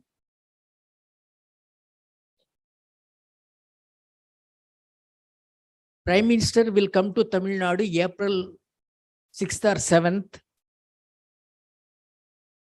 for the foundation of a big project,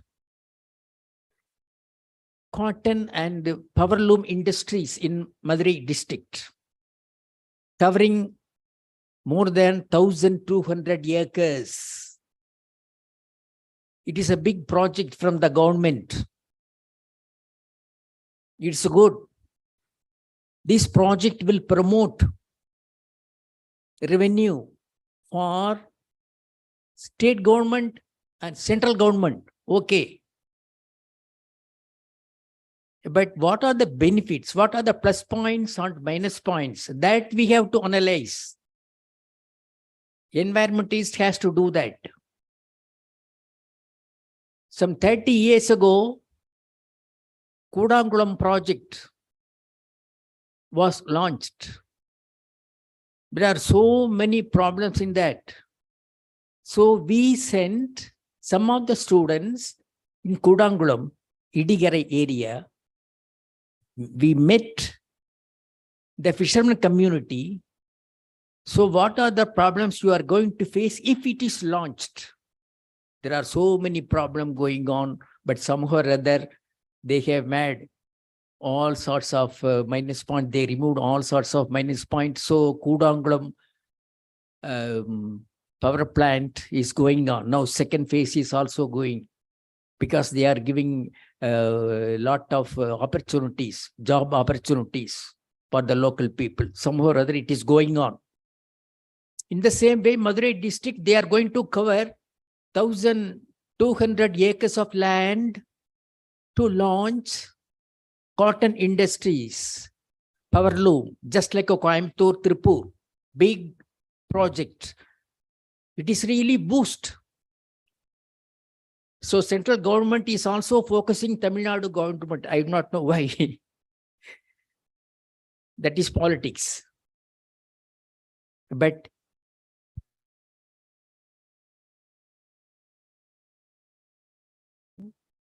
This is only proposal. This is only proposal. So in Madurai area, people, if it is, the foundation is launched by Prime Minister, and you have to clearly watch. So which area they are covering? 1,200 acres mean it is not a wetland or dry land. They have to remove some of the population there, local people there. So what will be the effect? So environmental impact assessment. For environmental impact assessment is a big project. So that also you have to concentrate. This is most important. So what I giving you some suggestion only, that's all. So in addition to your research, and some of the areas are not yet covered, concentrate with the help of your professor, with the help of your research guide, and you concentrate these areas also, and you will definitely, you will get project for this. So this is most important. I wanted to tell you, that is why I have given you some suggestion. So congratulations for all the students, those who have presented these research papers. It is good. It is good. Congratulations for your professors and guidance. So once again, I thank all the staff members, Professor Moses and Sugumar, Ravi, and other faculty members for having given me an opportunity here. Though I was retired 22 years ago, still I am thinking that I am working in the Department of Environmental Sciences. because in every function, Environmental Science Department, of course, staff members are inviting me. It is a great privilege for me to meet my students. They are all grown up and they are very higher level. In those days, very, very difficult. No phone, no computer, nothing. Only we have to collect information by writing letters to the research centers and collect information. But now, you know, with your fingertips, you can collect all information, global level, but it is not enough. Don't sit in the lab and operating computer. Come out, go to different research station, meet people. What are the experimental error? How to rectify it? That you have to meet research scholars and professors, then only it will be rectified. You will get only 70% information from the net, but from the net, you will get only some information, but all important secret things, only professors will keep it and research scholars will keep it. They won't reveal it. Only certain things will be given in the net. So these are the things, these are the secrets of the research. Wherever you go, there are certain things they won't reveal. Certain things they will reveal net, that is only preliminary, only fundamental. So concentrate, improve your research program, improve your research knowledge. Thank you very much and congratulations. Thank you, sir, for your motivational words. It is difficult to move on without mentioning the marvelous and eye-opening presentation of Dr. Iraq Bharoocha, the most knowledgeable yet a humble personality and an experienced naturalist. We feel honored with your presence, sir. I invite Dr. Iraq Bharoocha to give away the certificates. It would be a great privilege for the winning participants to receive their certificates from you, sir. The most awaited moment of the day is here. We are happy to announce the best 2 paper presentations of the conference. The best 2 paper presentations of the conference are Activity of Natural Bactericide against Xanthomonas oryza, presented by M. Famida Subram, and Groundwater Contamination due to Solid Waste Dump Yard in Virudachalam by M. Manoj.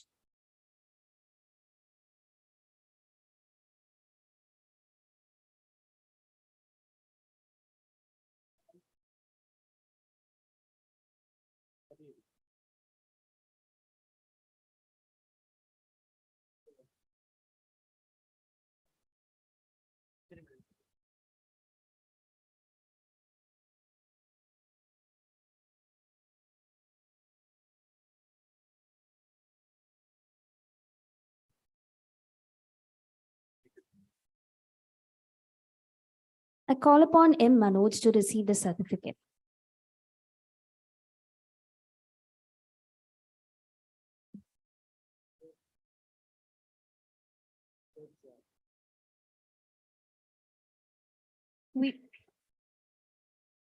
We now hand over the session to Dr. D. Udayabanu, Assistant Professor of the Department of Environmental Sciences and the Organizing Secretary of C 2030, for certificate distribution and then to deliver the vote of thanks. Good afternoon, all gathered here. We are also very happy and we are very happy to have you, sir. We also need to get the certificate from you, sir. So I request our faculty members to get the certificate from you, sir, just for a while. Mr. Edwin Moses from the Department of English, he presented a paper on bioregional economy for a sustainable environment.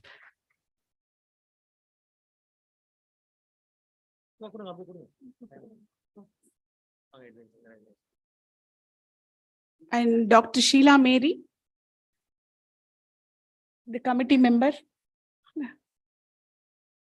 the advisory committee member.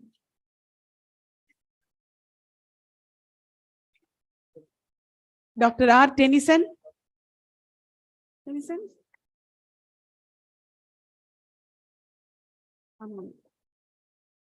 Dr. H. Sumati.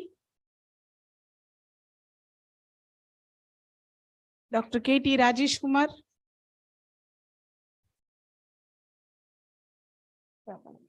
Prabhakar.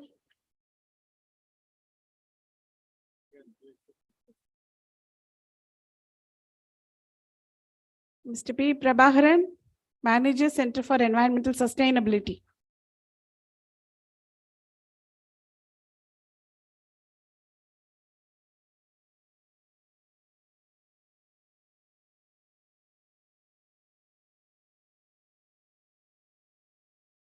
Dr. S. Mani Megle from Anna University.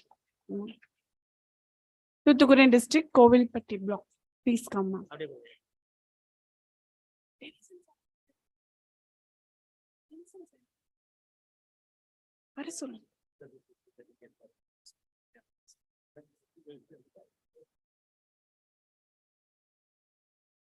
Ms. Adeline Nikita, research scholar of our department.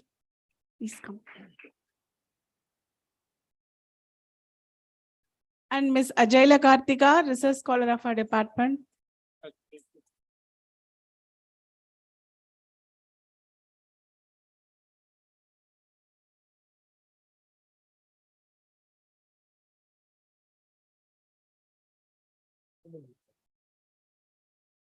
And next, our captain of the conference, our head vice principal aided, Professor Aragappa Moses.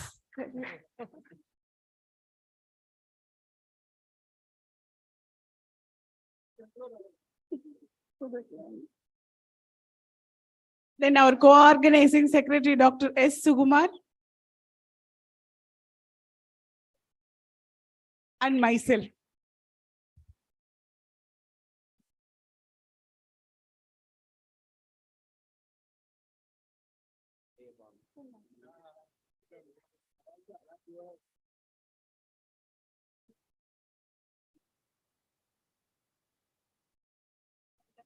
And Dr. R. Tennyson.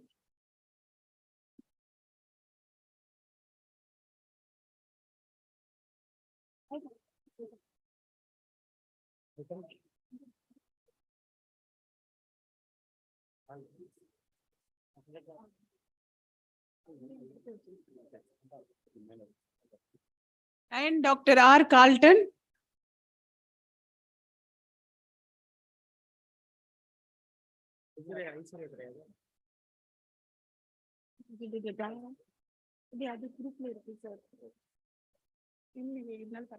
And B. Aishwarya.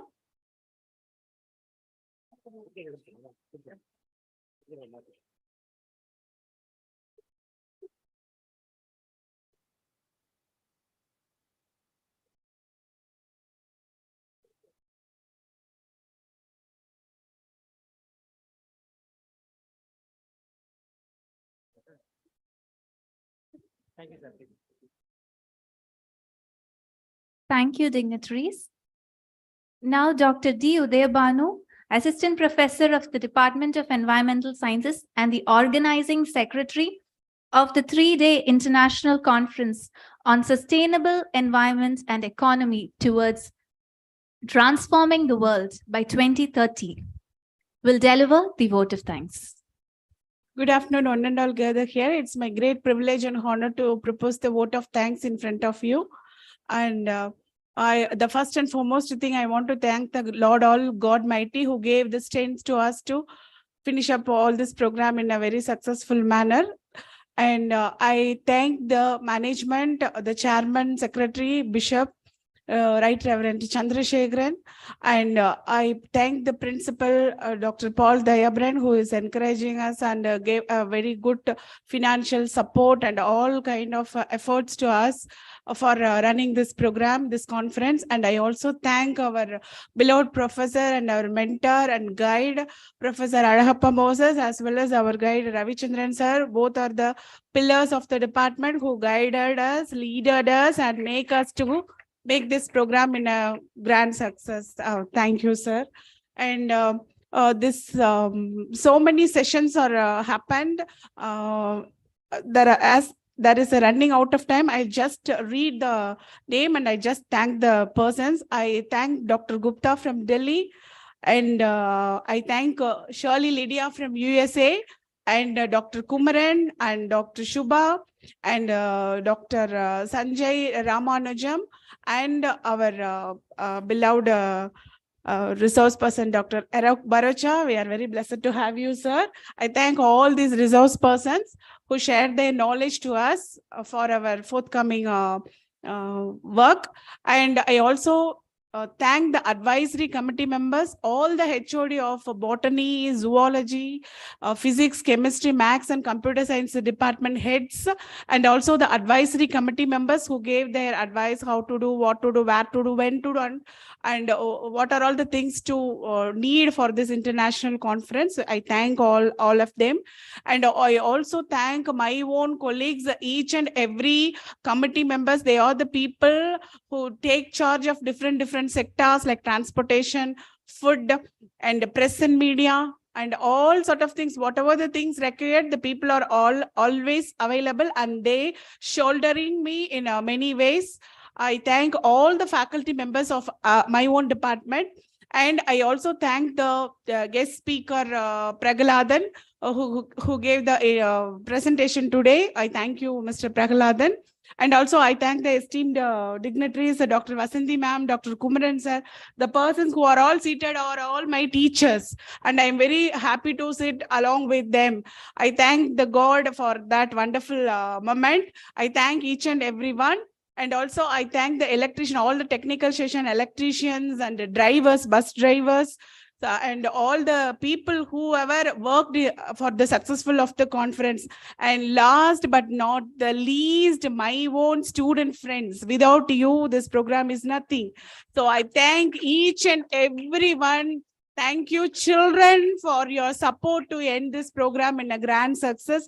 I thank each and everyone. If I left out anyone's name, kindly I apologize for that. And I thank our former principal and coordinator, head of the department, Dr. Edwin Chandrasekharan sir. He is the one who started this department. We are always grateful to you, sir. Thanks a lot.